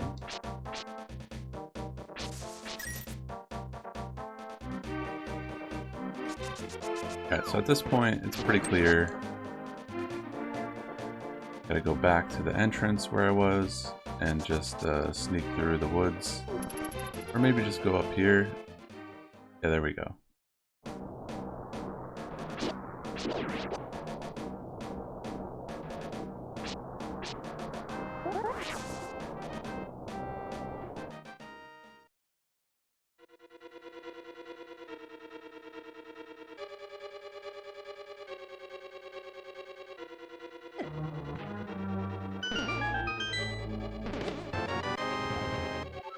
Alright, at least we got the map.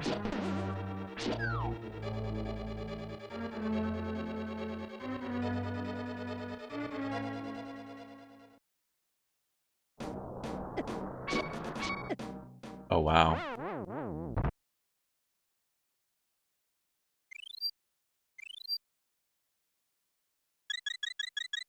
I think it's so squishy in the dark world.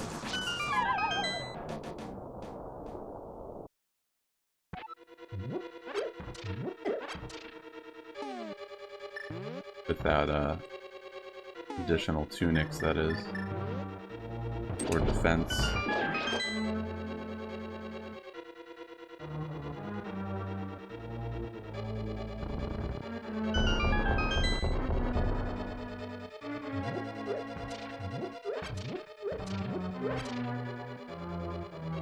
Alright, so we have access to the big chest, but we don't have the key yet.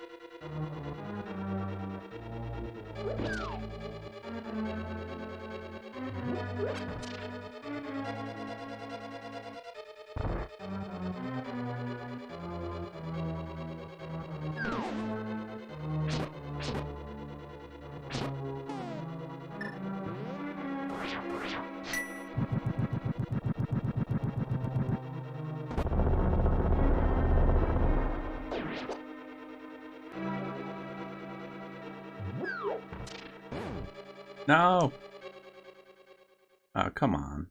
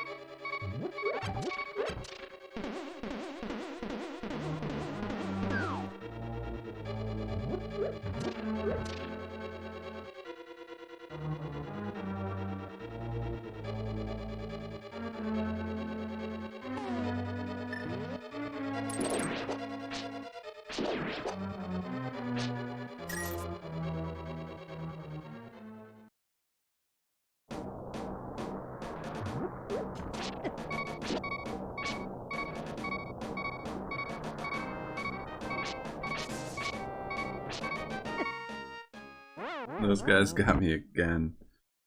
It's so rough. Basically, I've almost figured out this part of the dungeon, I guess, but I just need to find that one little spot you can drop down and get the big key. Maybe it's here.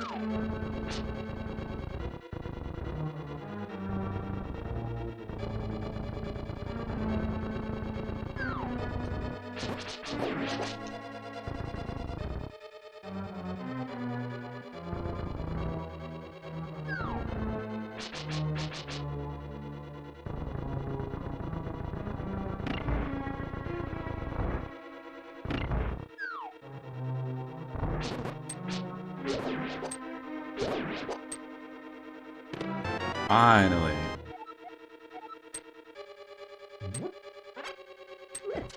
Not good.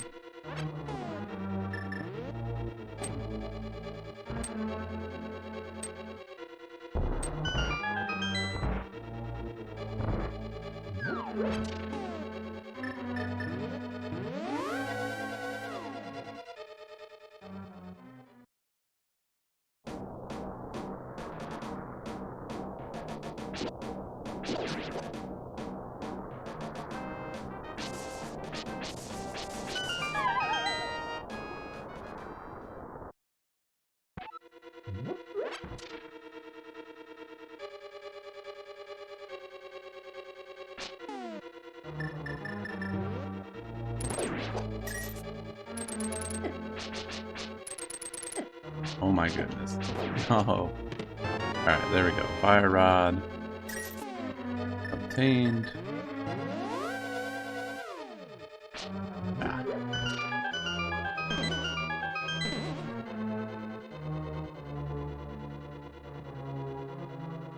Now we have to figure out where to use it.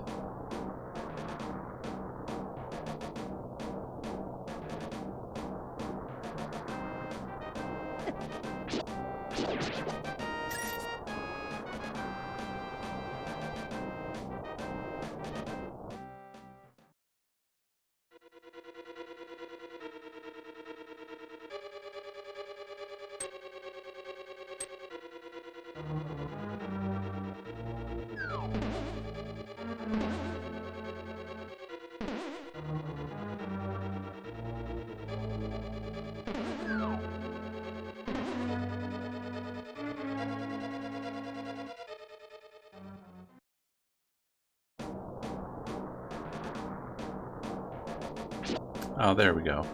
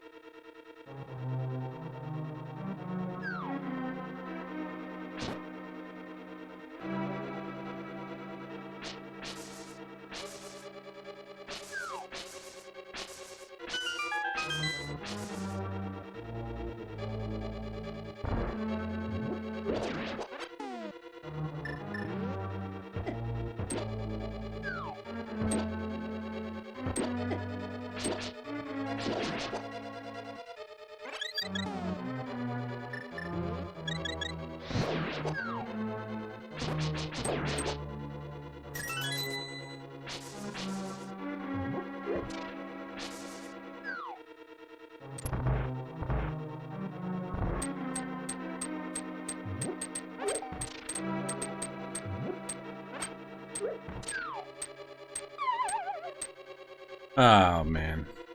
So this is gonna be a problem. I think I need magic for it. We'll find out.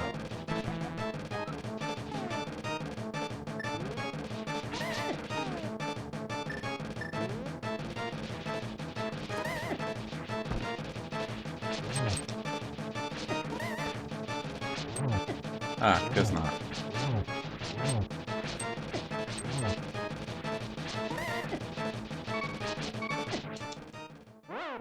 Definitely deadly. Deadly Venomoth. I don't have any more fairies, what? Well then. That's bad.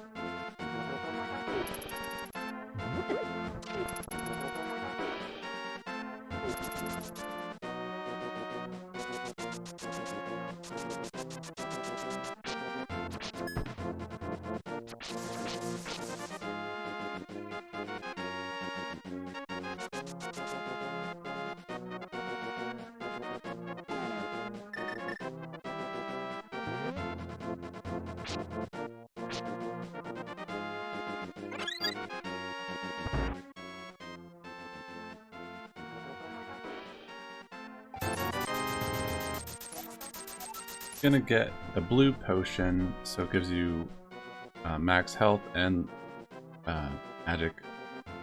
Definitely useful.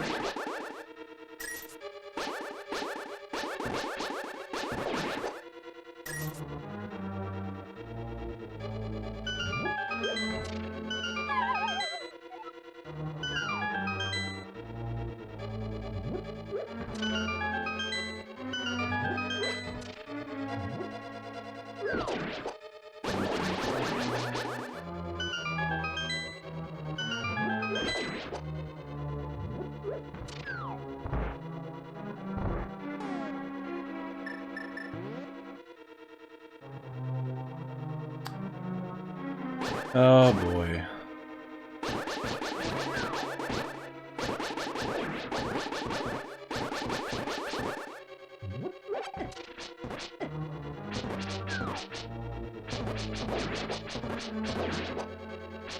There we go.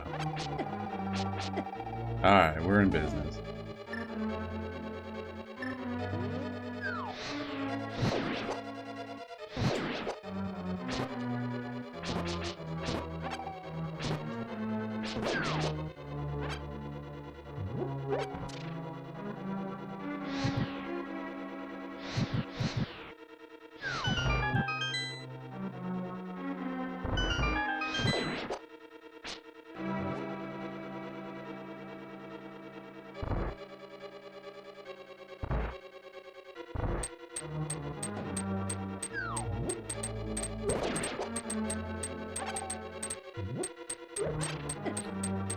Alright.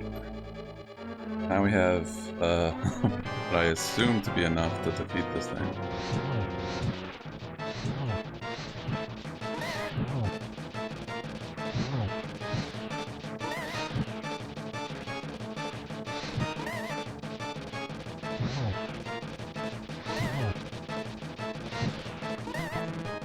Uh-oh.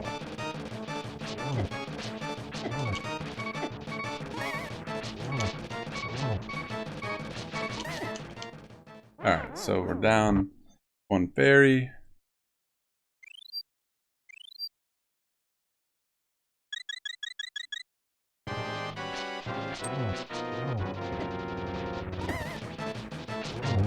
There we go.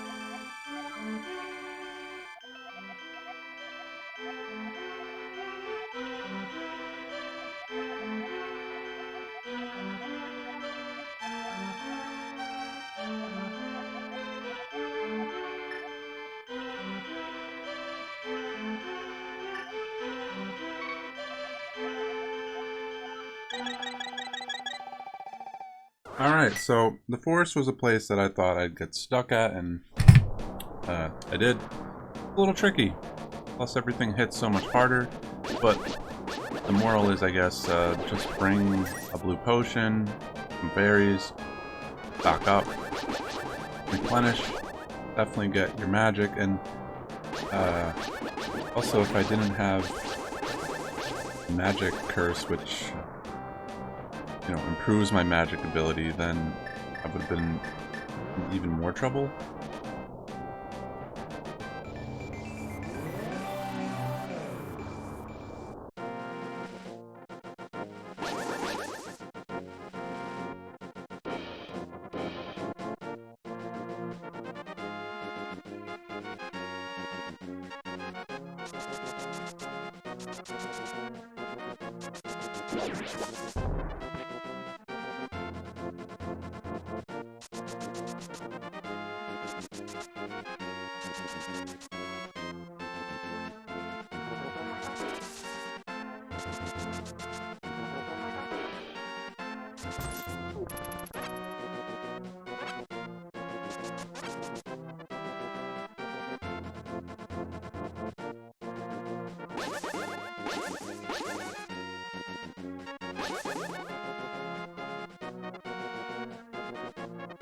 So the fire rod, I mean, it's a good weapon, but it doesn't really help you obtain any items on the overworld.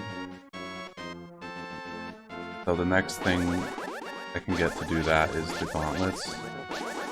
I'm pretty sure aren't in this next dungeon. Maybe.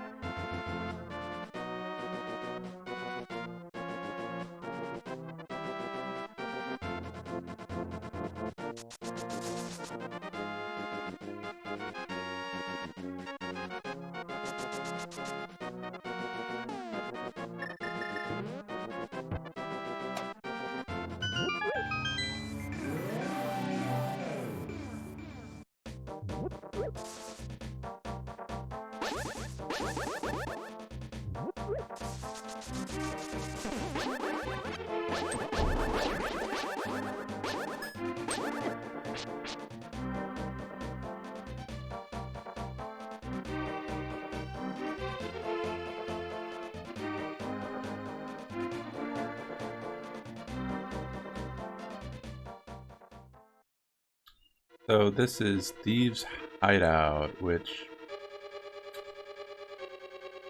if I remember right, is a little tricky to navigate.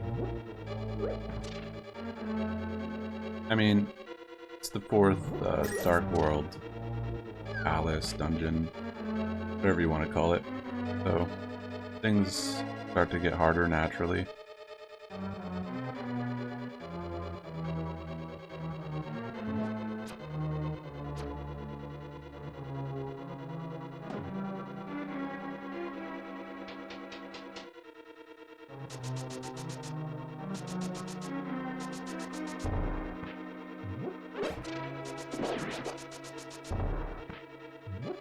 Alright, so there's the big door. At least we know where that is.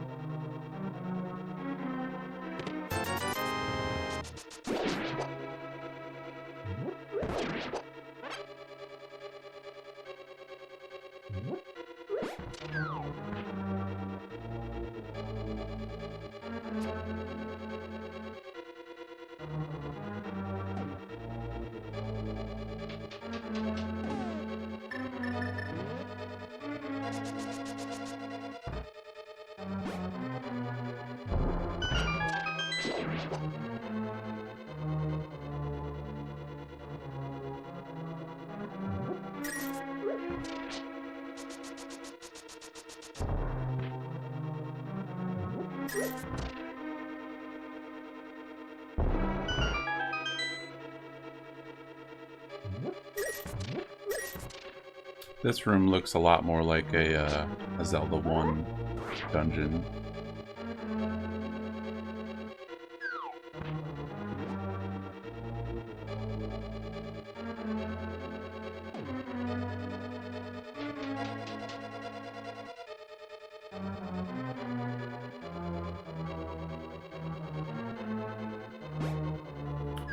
Alright, so far I think I've exhausted a few different directions to go in.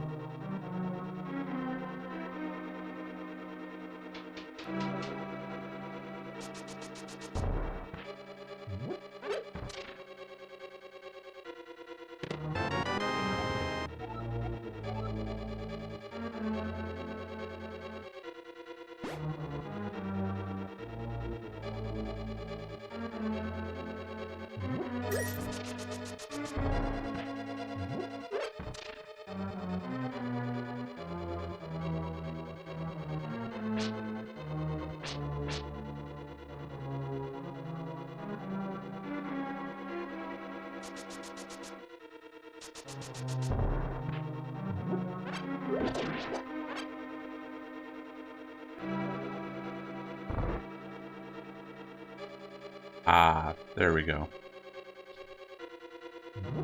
That's a little messed up. But that's kind of what this game does. It'll show you something and then you'll loop around and miss it and have to loop around again, maybe once, twice, many times as it takes.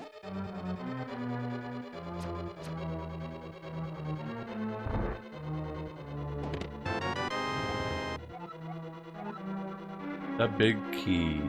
Alright, so now we can progress.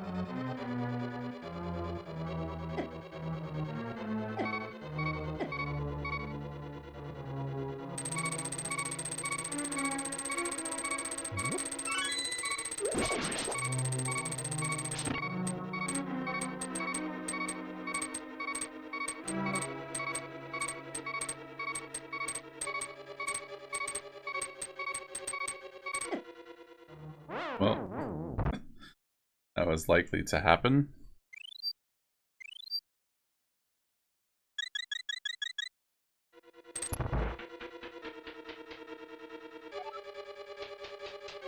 Alright, let's see what we got going on. Uh-oh. Not good.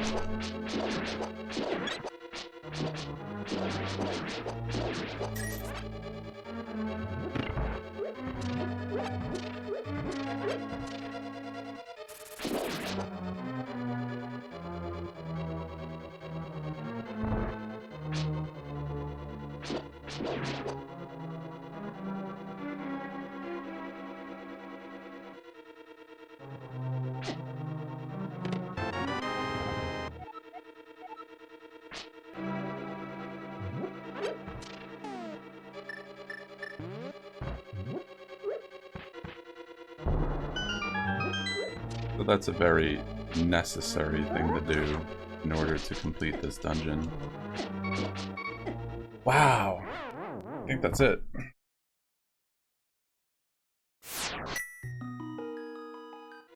Okay, well,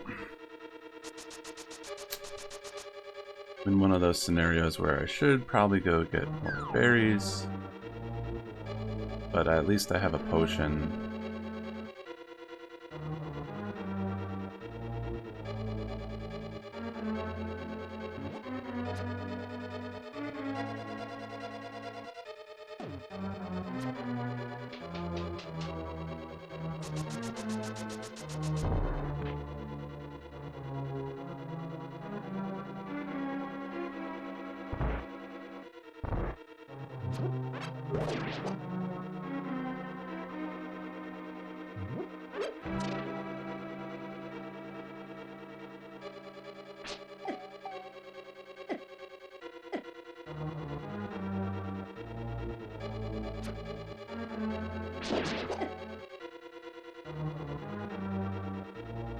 Alright. Time to use the potion.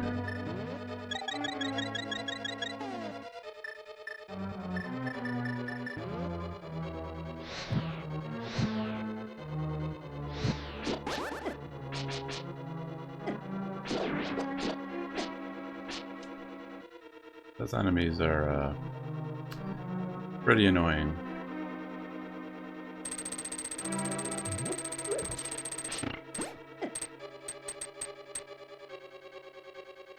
Alright, so now we'll go back, go here, sneak through this section, making progress.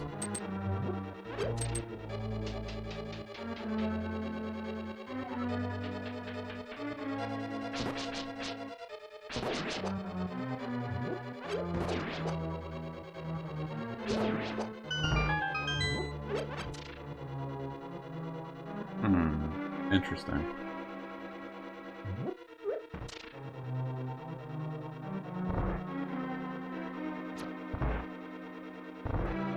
Aha.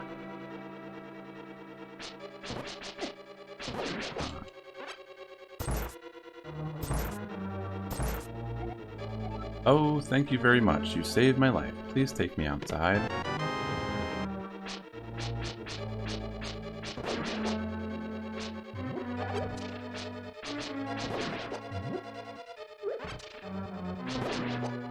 So this is an interesting concept for a dungeon. Have the concept be like saving Zelda or a maiden, but really not the case.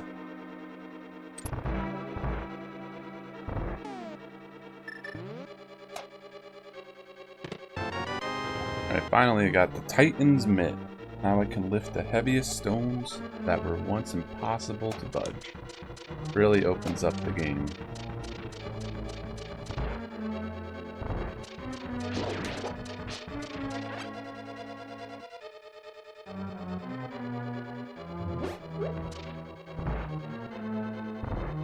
This is just a death trap.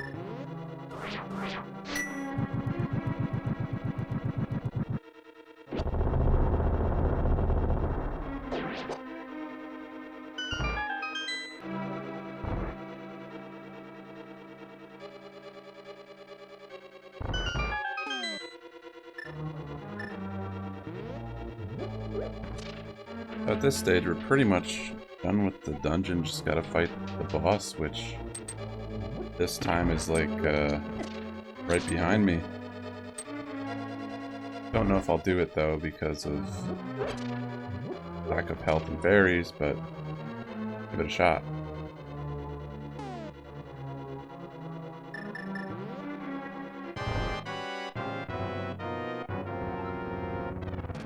So the boss's name is Blind. We've added its true form. Oh my god.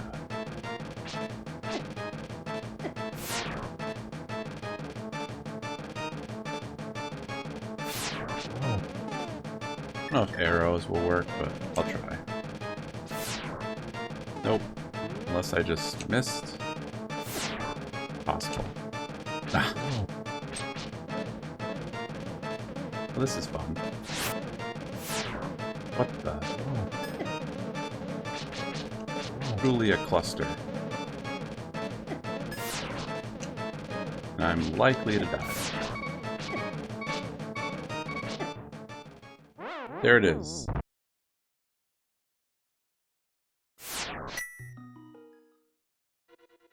So yeah, in this case, I could do a few things to prepare for the fight again, because now I have the Titan's Mitt. One of the cool things I can do is go to get this cool little frog. Talk to him. Ribbit, Ribbit, your body did not change. You are not just an ordinary guy, are you? I used to live in Kakariko Town. I wonder what my partner is doing there without me. Ribbit, I have a request of you. Please take me to my partner. Please, Ribbit, please. I mean, you got it, because honestly, I need your help, so. Mutually beneficial kind of thing here. And now we can lift this rock. Bam. The old blacksmith.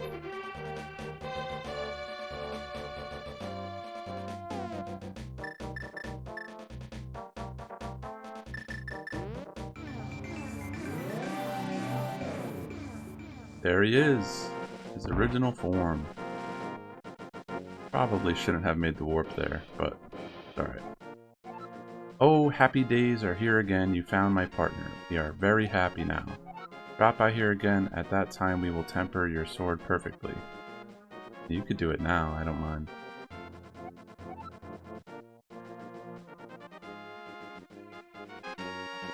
Alright.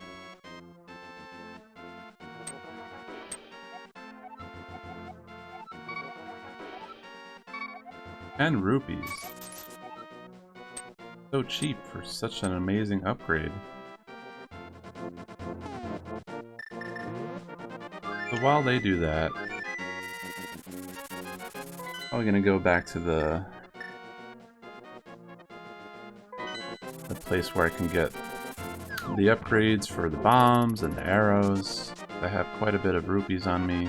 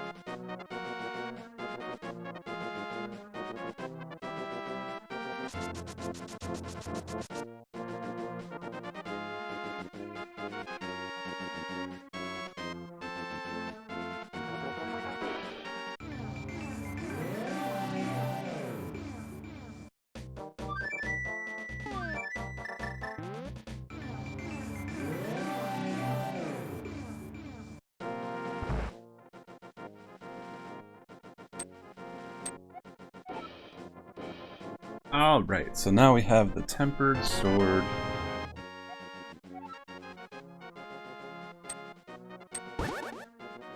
Pretty much ready to go fight blind again. Not come out of it with a game over. That'd be nice. Oh, might want to step through the warp. Then I'm pretty sure after that I can go get the last bottle.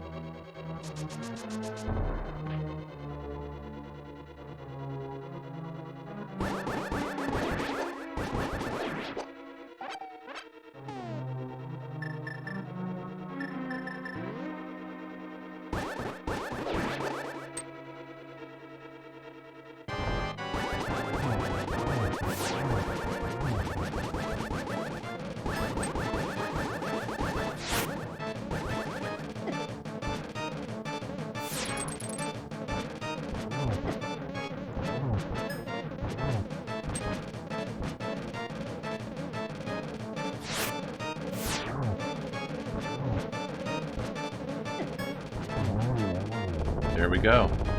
All I needed was a little upgrade. Much better fight.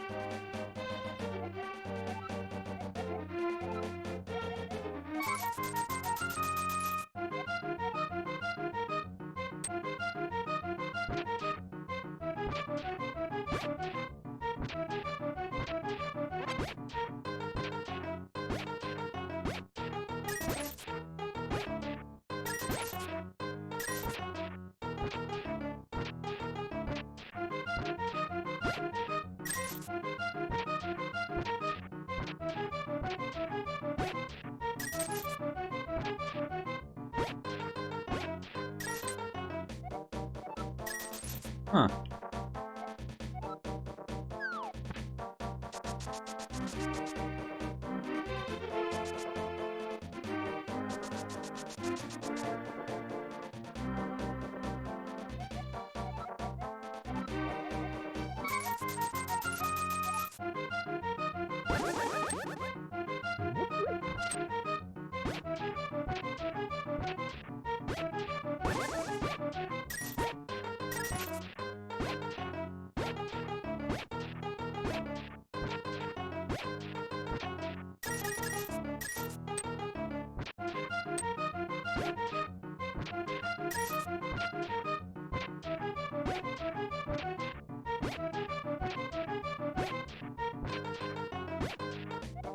There we go.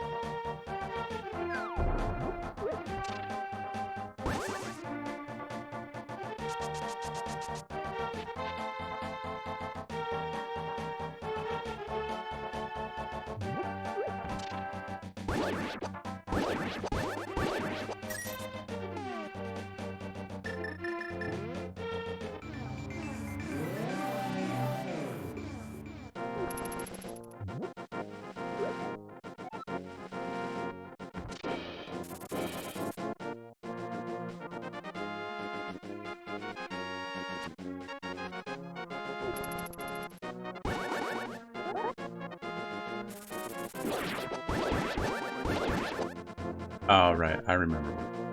Okay. I kind of had it backwards.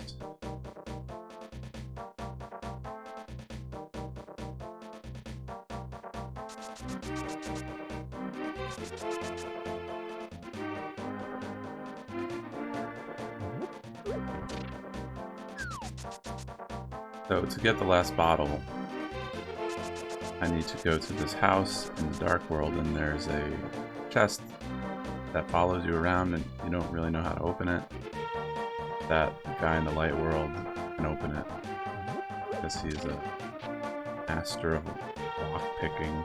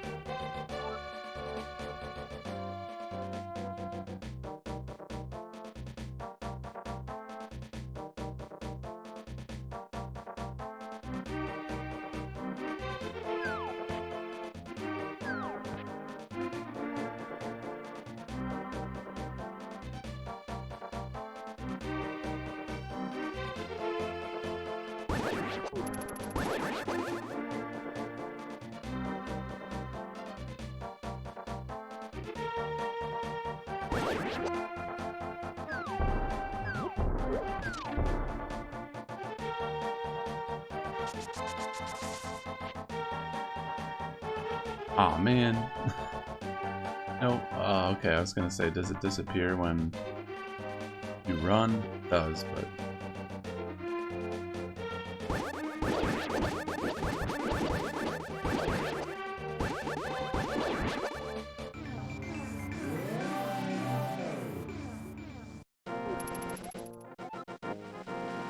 That I heard that you know I used to be a thief, right? Well, I'll open a chest for you. Will you keep it a secret from everyone else? Would you please promise? Promise not to tell. Tell it to everyone. Got that last magic bottle. Alright. And that, I gotta say, is a little tricky to figure out. I remember I had no idea what the purpose of this guy was. Until I just randomly tried it.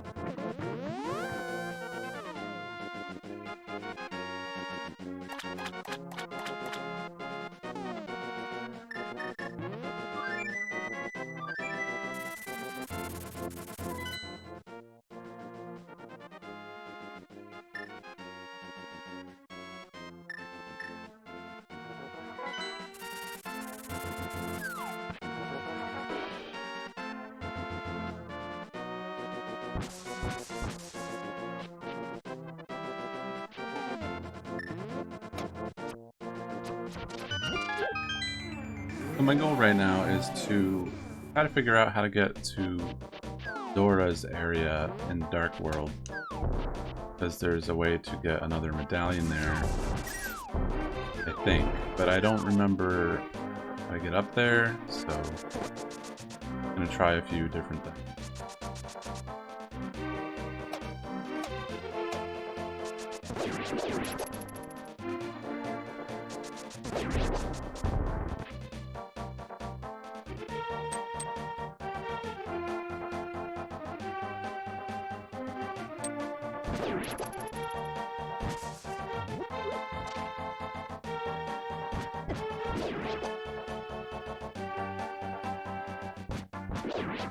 Alright, we should be good.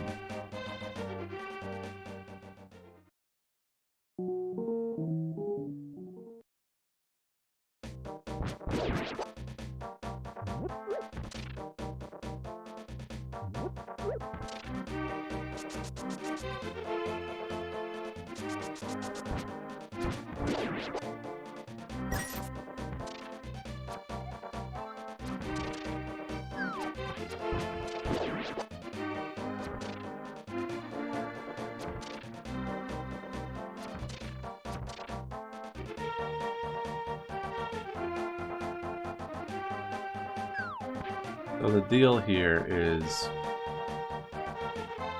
there's a curses to anyone who throws something into my circle of stones. That seems to be the theme. It's like curses aren't really that bad in the world of Zelda.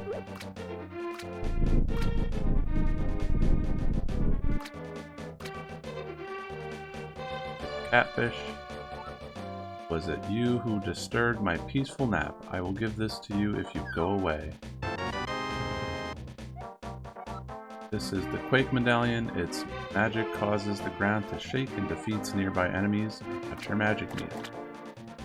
So that's fantastic. Got 2 out of 3 of them. Last one is on Death Mountain.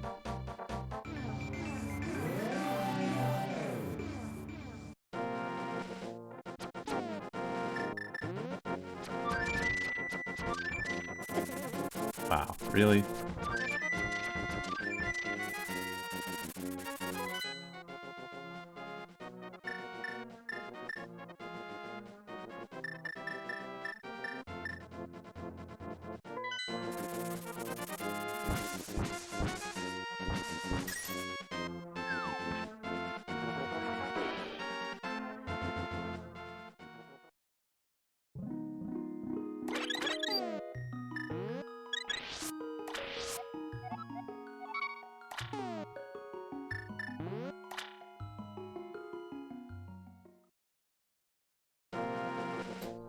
So from here, of course, you know, I have to go to the Dark World again to go to the next dungeon, but I can get something in the cemetery,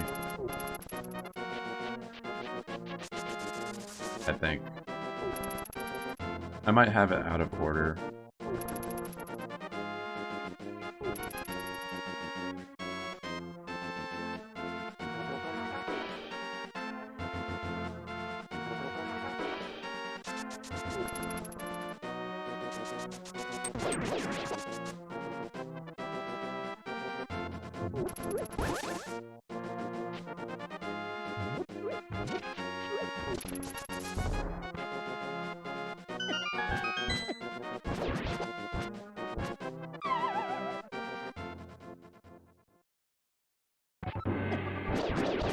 Oh boy. Did not mean to come back here. Whoops.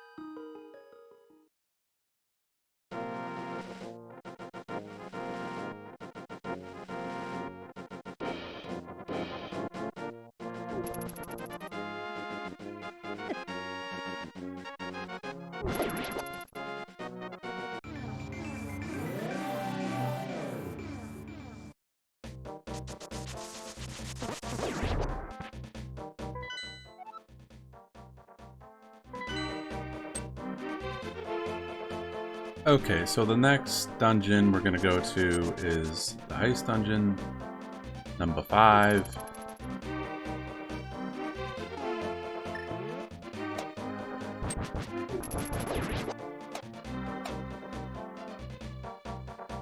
And that one's a nice dungeon, I'd say, because it has an upgrade for defense, which in the Dark World is much needed.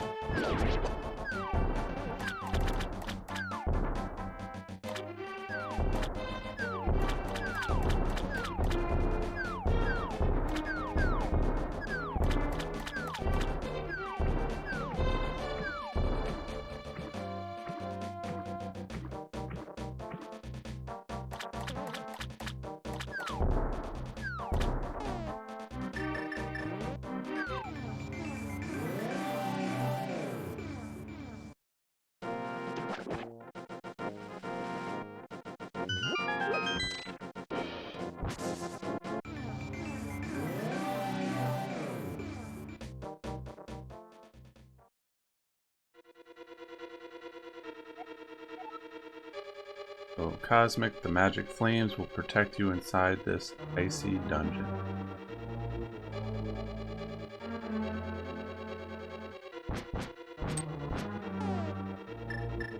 Guess they mean the fire rod.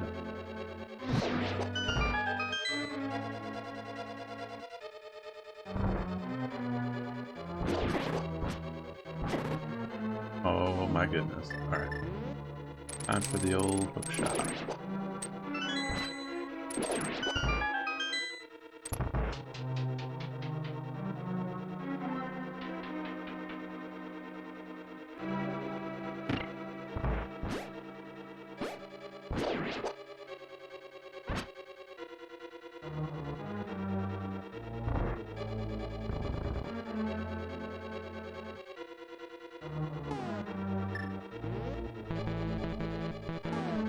What the?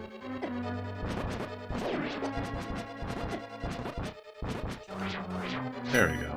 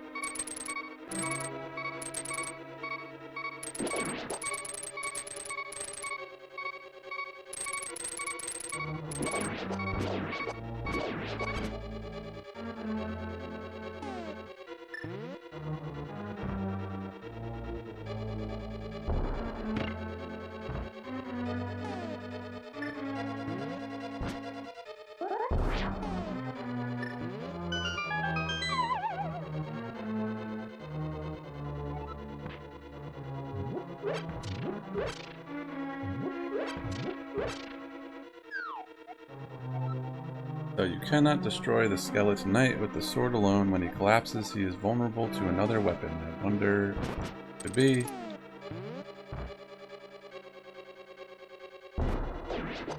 Good thing we upgraded the bombs.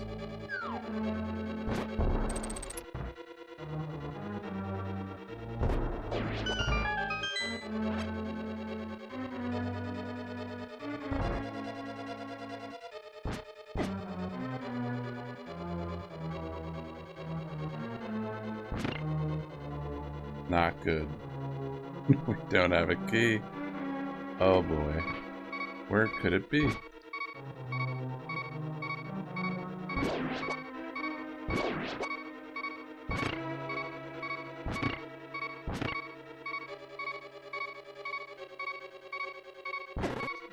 Oh boy. Aha!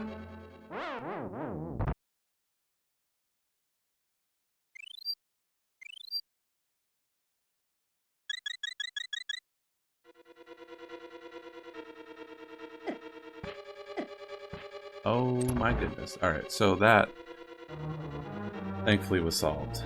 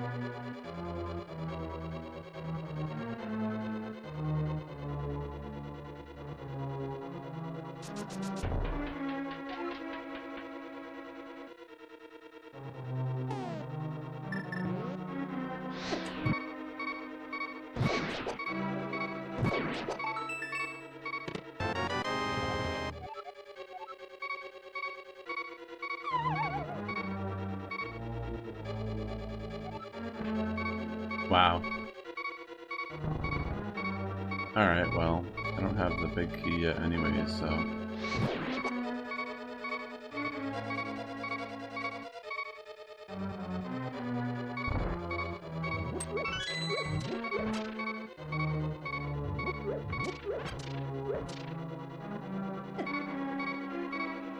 Wow. Really need that defense.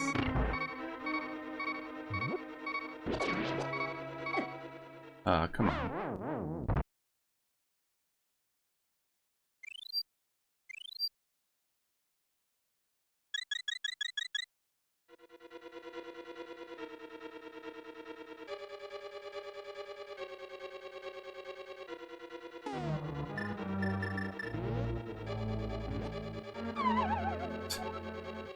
Wow.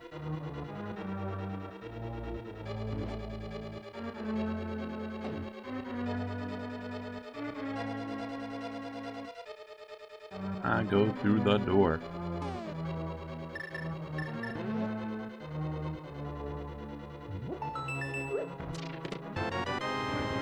Alright, so we got a couple keys.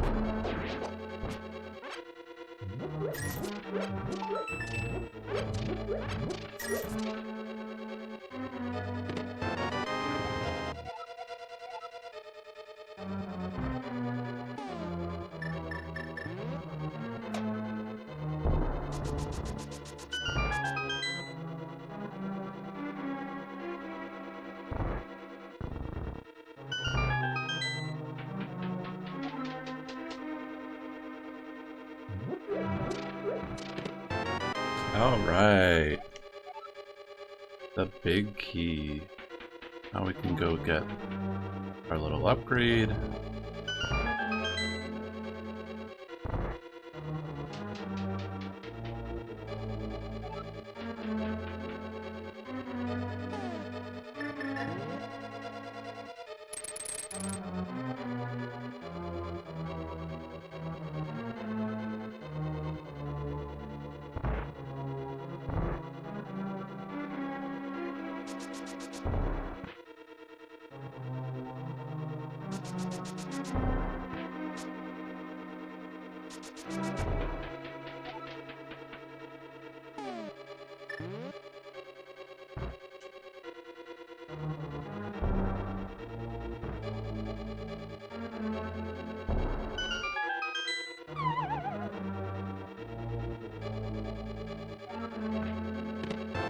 Finally.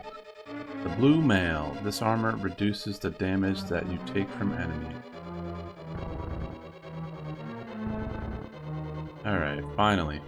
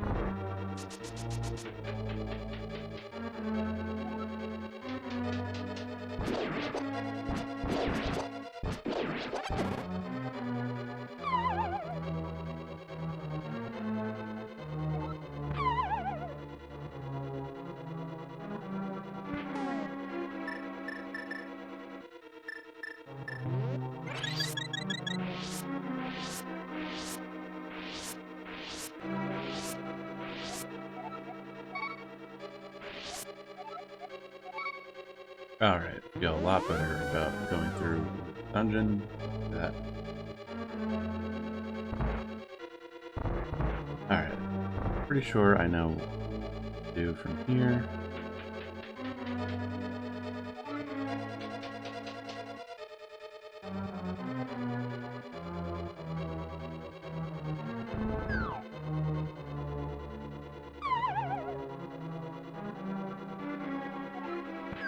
Wow.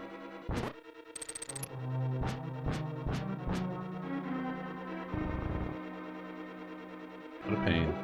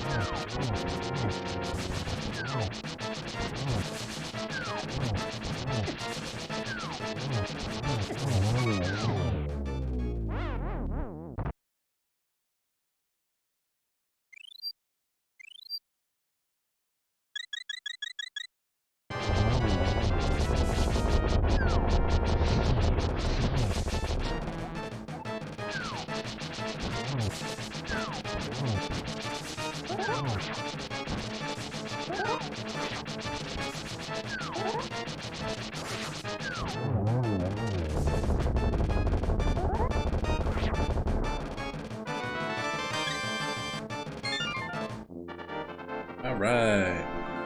Even with the blue mail for the extra defense, it's still really hard.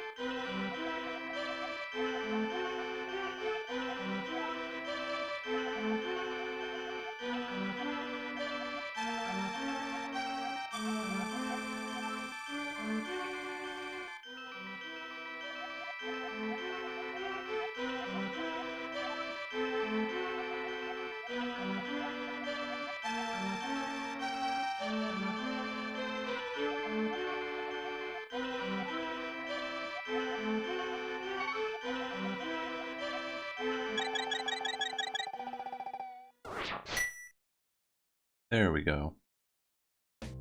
Alright, ice dungeon complete. Got extra defense.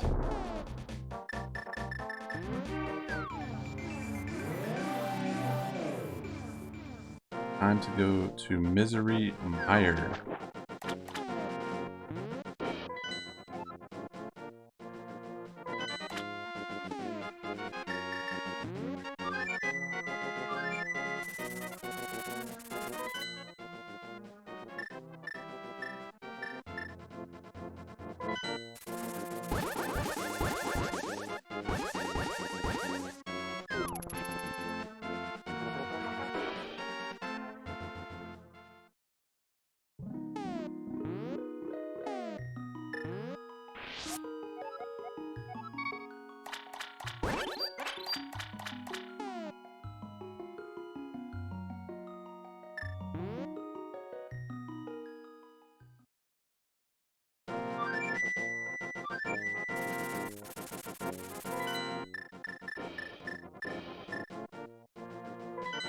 I'm pretty sure the only way to get to Misery Mire is to use the duck.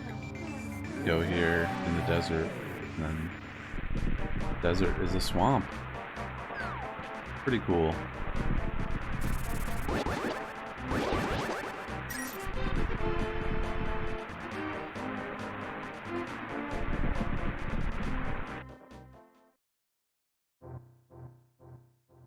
Huh. Interesting. I'll check that out in a sec. Wanna look around.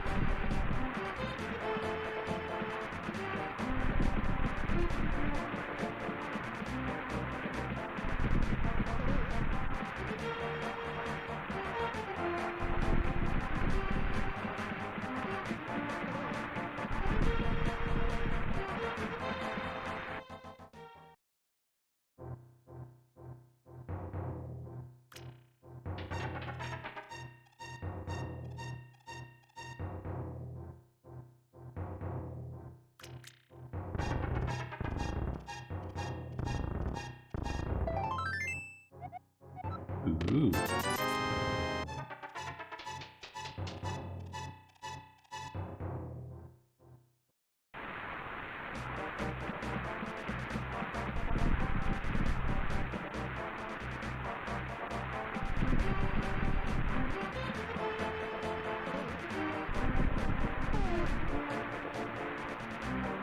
Aha! Alright, so I can't get into this place without the last medallion.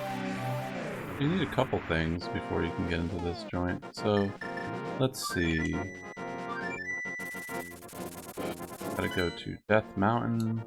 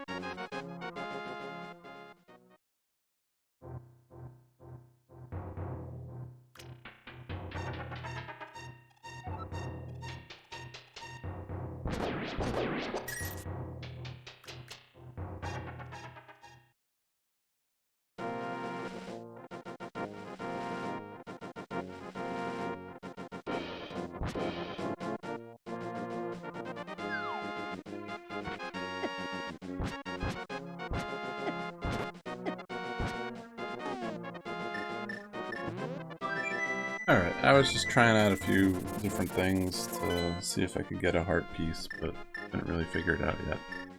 So, Just going back to Misery Mire, because now we have access.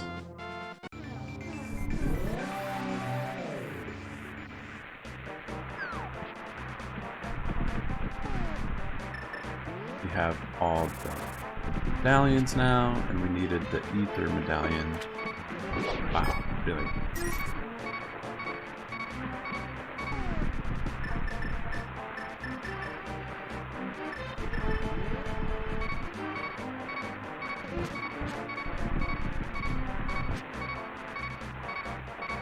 Come on, fairy. There we go.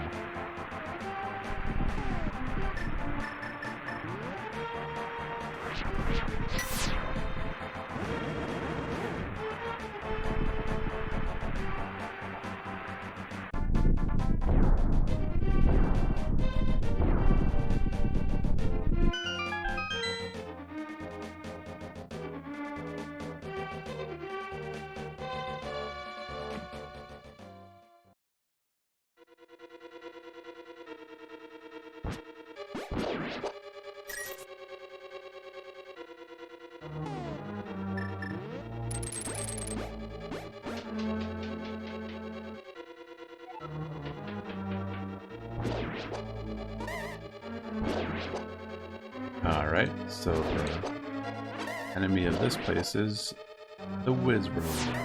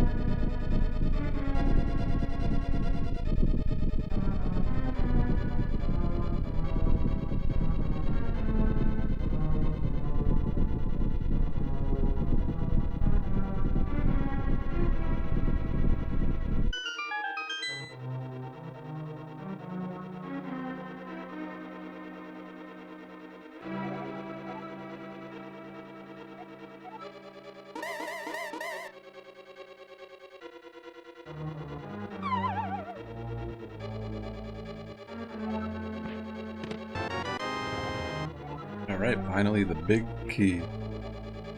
One inconsistency in this dungeon is that hole I just fell through was like pure, you know, pitch black, whereas the others would, you know, let you know you could fall down it, so it's like, why? Why that one?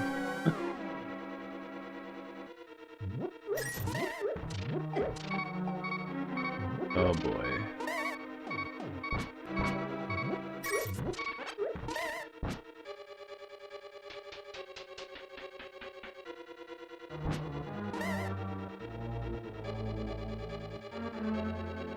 At this point, I just want to get the item of the dungeon.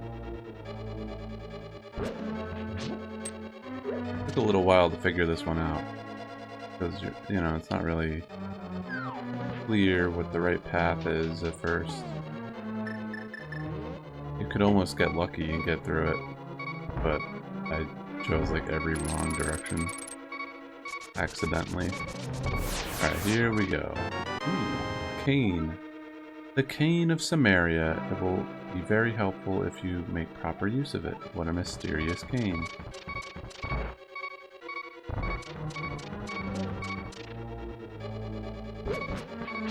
I'm probably gonna have to refresh and get berries, all that. But at least we have the big key and the item, and just ready to find the boss, basically.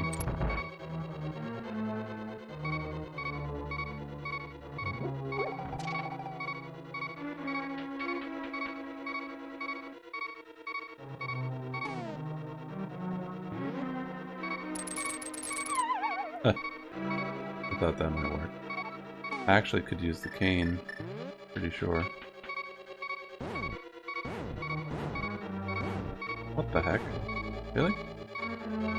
Oh, maybe you can only use it in specific places.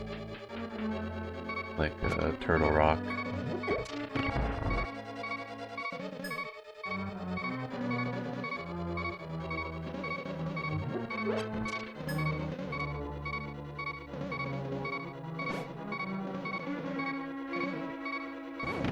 Alright, I get it.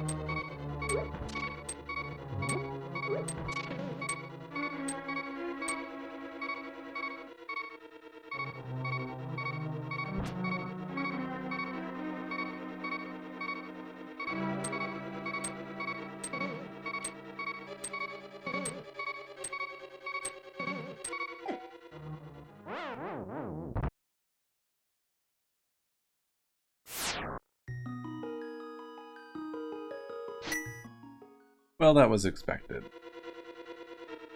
So we gotta leave and restock on fairies. Let's see, what's the best way to do that? Alright, go to the light world.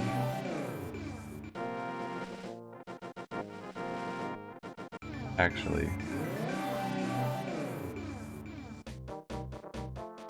There we go.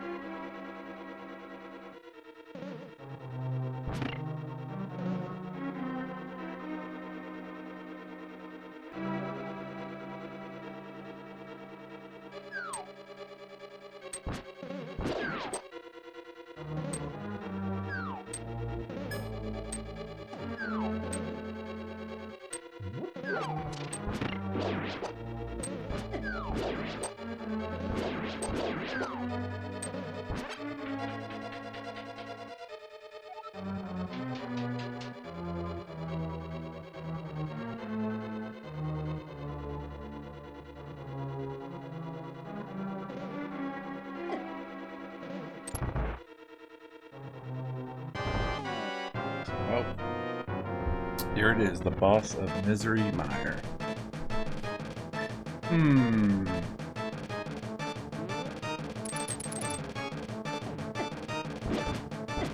Another eyeball boss.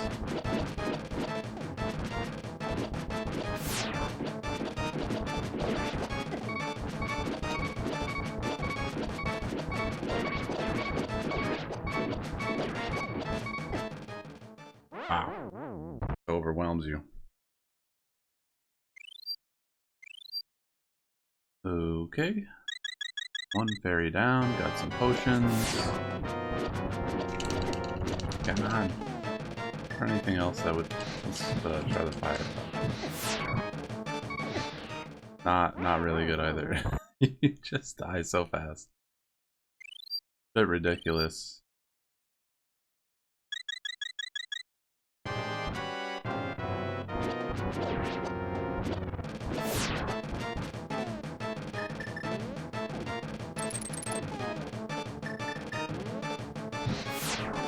Yeah, none of your normal weapons work.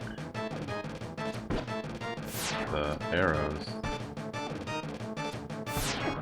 Wow, really? 4 eyeballs left. Oh, guess not.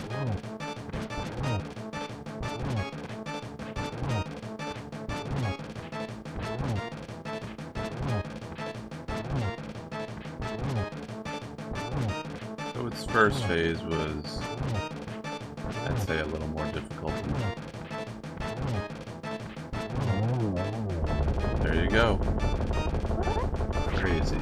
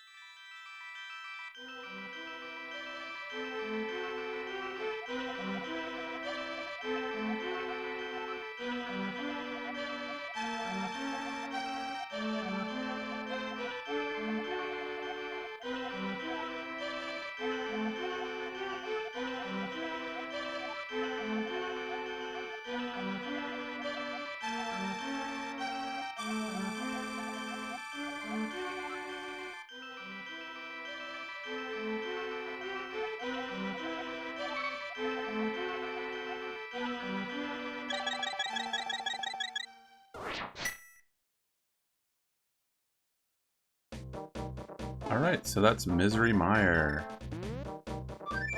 Pretty fun, very cool location. Oh, I can't do that here in this game.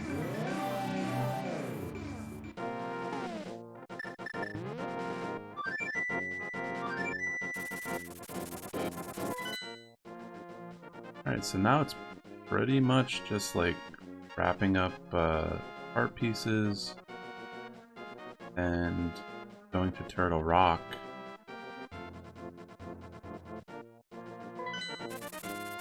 Some of the heart pieces I'm genuinely confused about how to get. Like, I only need one more piece right now, and I'll get another one from dungeon, but that means I'm missing 4 pieces probably. Like, I don't know.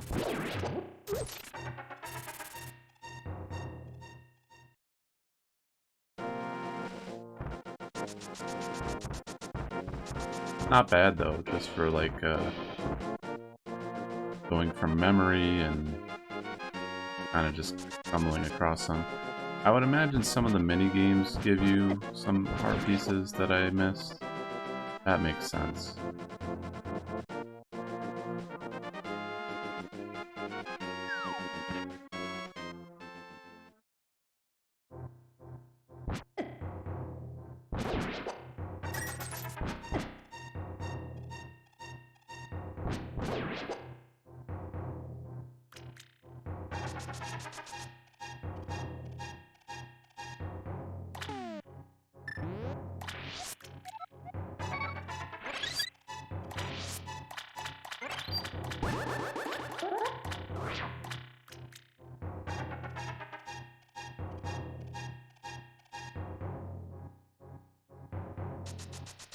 The cave system on Death Mountain seems like exclusively designed to show you, look, you picked the wrong path, try again, but they do it for everything.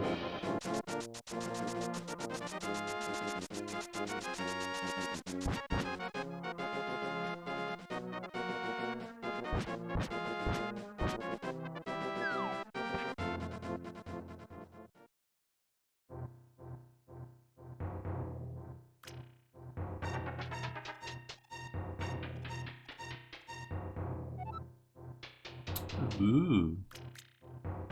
Here's one. Alright. So that means I already know where one of the last pieces is, so now I'm just have to figure out where the last three are.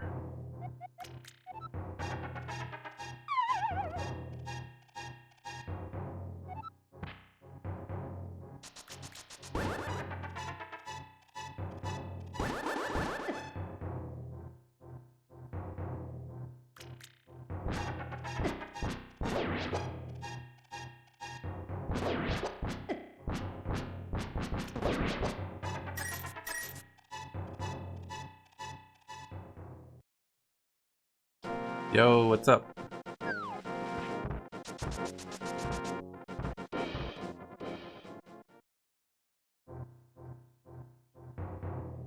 So right now, I'm like thinking about where are the last heart pieces, but also, I mean, it's pretty cut and dry how to get to the end right now. I just gotta go to Turtle Rock, beat that, and then Ganon's tower, then Ganon himself, and then pick up the,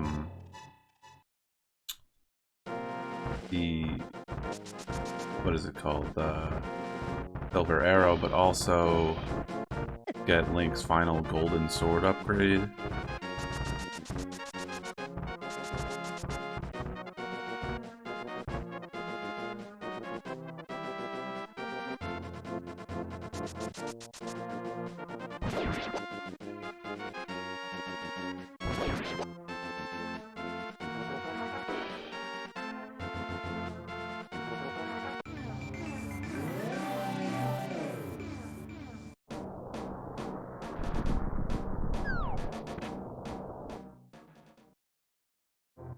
Ah, this is the room I was looking for.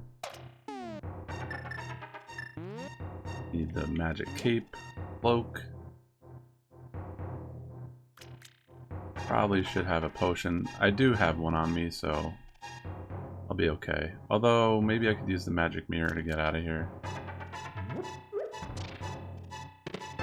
Alright, so, oh yeah, we got the Cane of Burna. If you swing it once, a ring of light will protect you. Interesting. I forgot about this. Basically, I guess invincibility?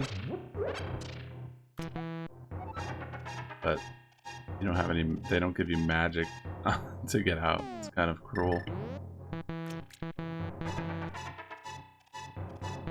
Well, luckily I do have potion.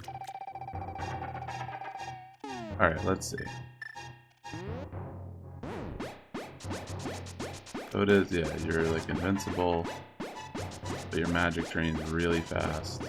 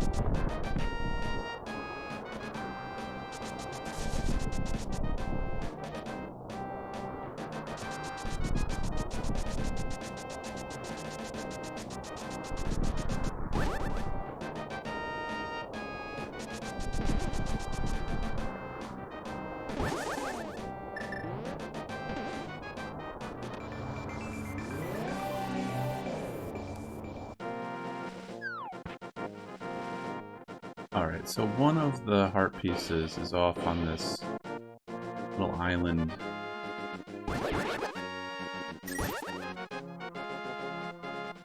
Over here. Yeah, you can like see it above me. I'm like, I don't know how to get it. I imagine it might be this cave, but I'm not sure. One of these two. Could be in Dark World too, where you have to go to the Light World to actually get it. Definitely not this cave, which, like I was saying earlier, it's pretty annoying that all the cave systems just... most of them lead you nowhere.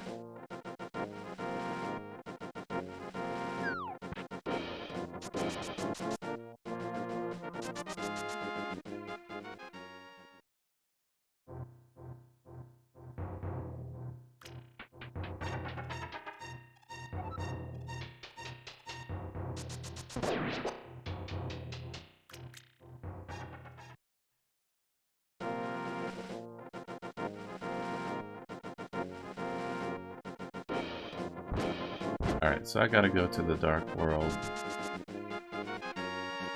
Try to figure that out real quick.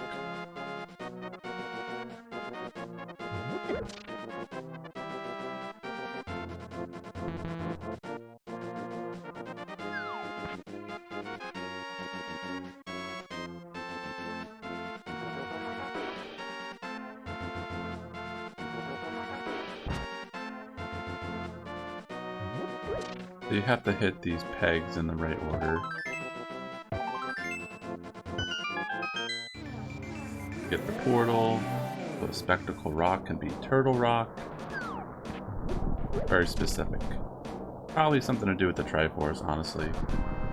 Because the order you hit it is like courage, power, wisdom.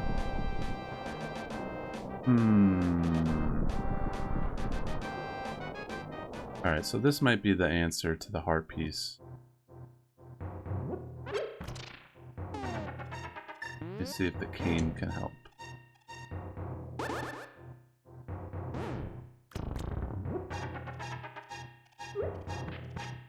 Oh, what the heck? It's an invisible walkway.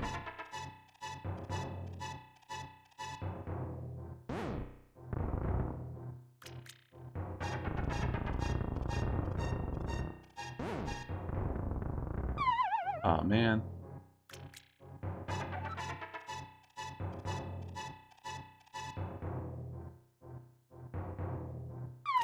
Ah, so close.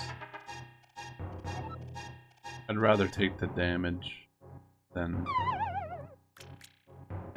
lose the magic and be unable to solve it, so...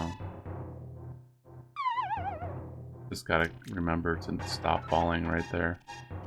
That'd be nice. Alright.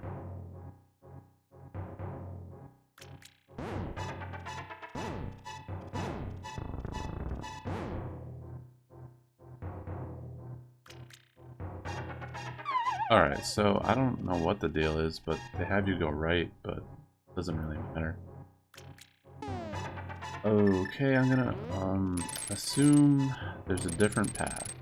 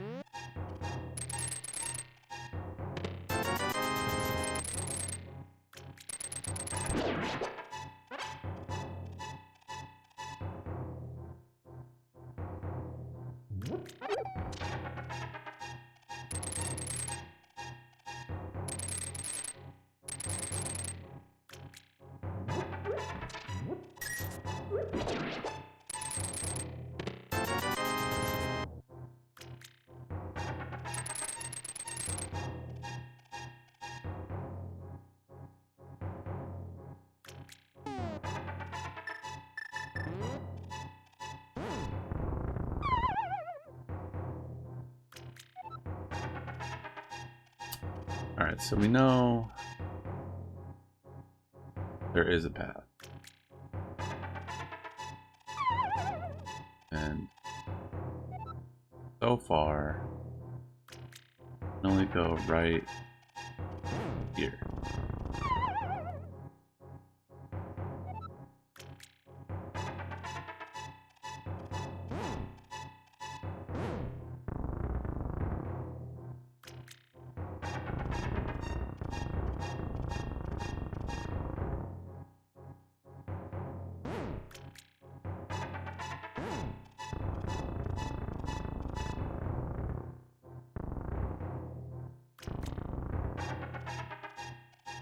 So close.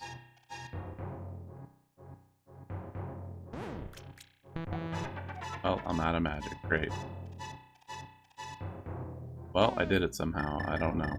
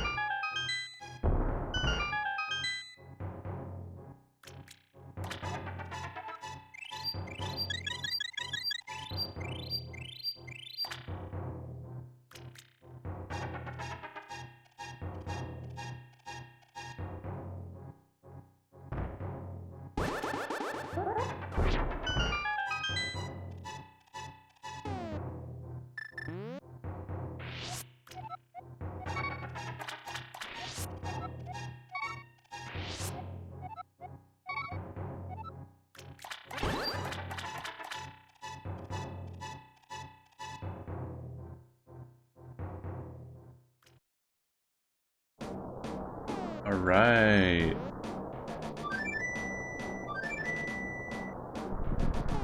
I did not want to do that. Just because it's blue, I confused the mirror and the ocarina. Alright, we got a piece of heart, so we only need 3 more pieces. And I'm not exactly sure where they are. I imagine they have to be minigame related. That's my guess.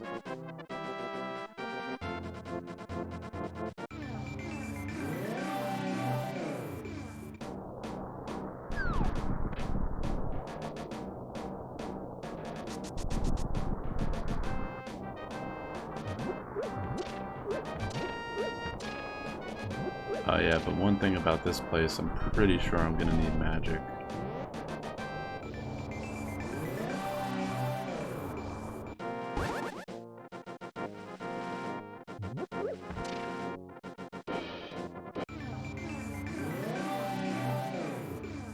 Puppy. Yeah, to even get in. Alright.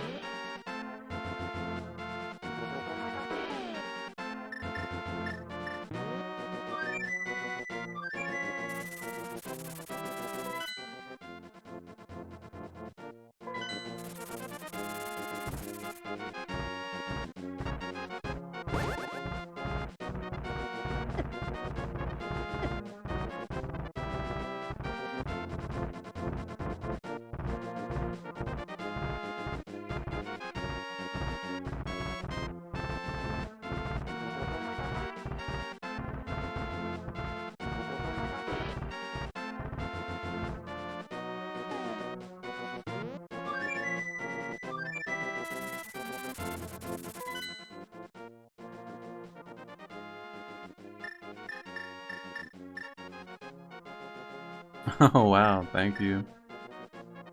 That time I caught it.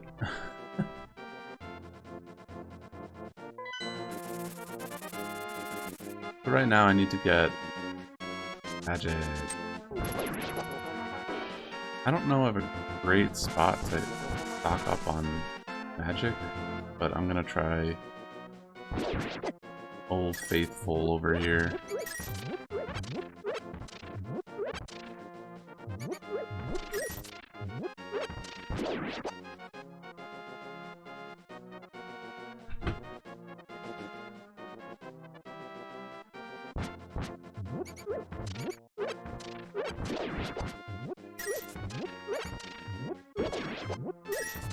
So far it's just bombs.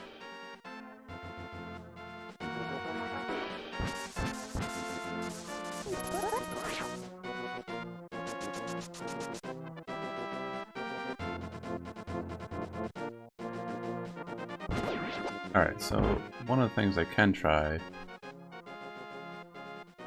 looking in the houses, that could be an easy heart piece that I missed.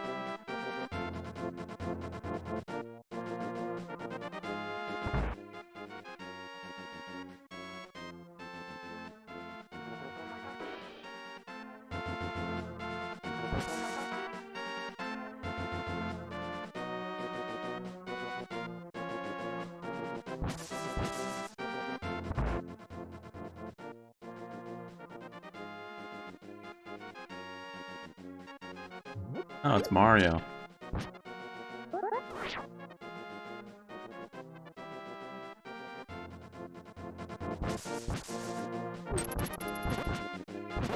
They always put Mario references in Zelda games.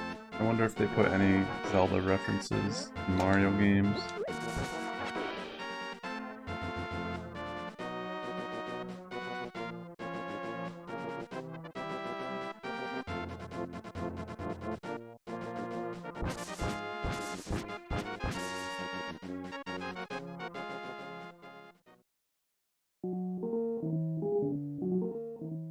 Oh wait, I wonder if this guy will tell me.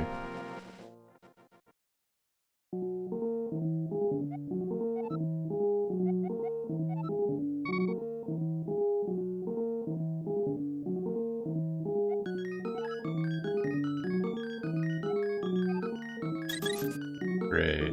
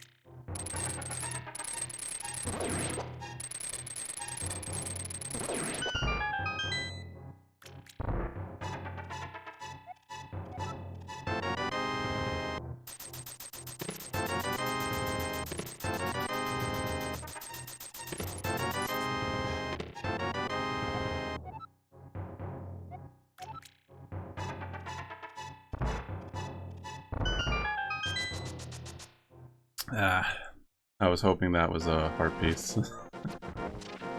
I actually was just like really grasping at like what have I missed?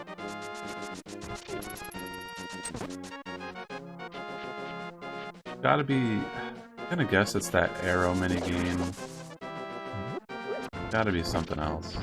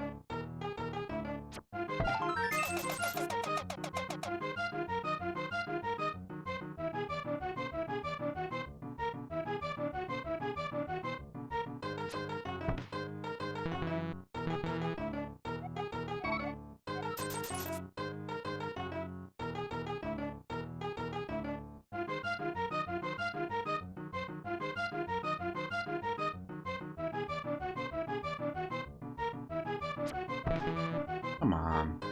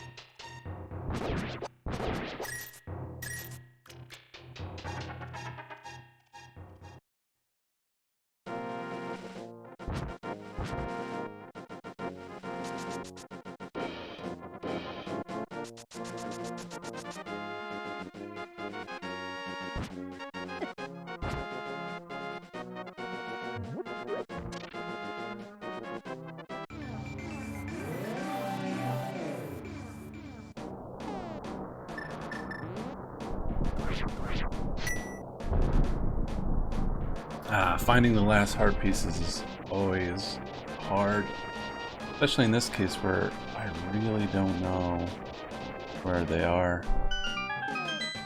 I only need 3 of them, so you figure it wouldn't be that difficult to find. There's only so many places I have not been.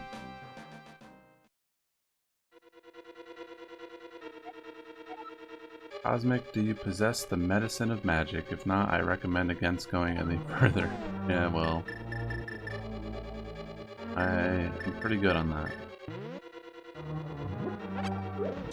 Although they do give you some.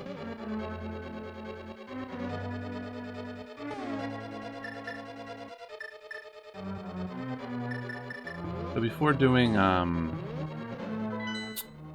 Turtle Rock, and then Ganon's Tower, upgrading the sword, and then finding the last heart containers and defeating Ganon. I think I'm gonna stop here for today, and next time we'll finish the game pretty much, and I guess it's gonna be kind of like 100% completion at this point, because we're so close, so why not? But finding those last heart pieces is going to be difficult without assistance, so we'll see what happens.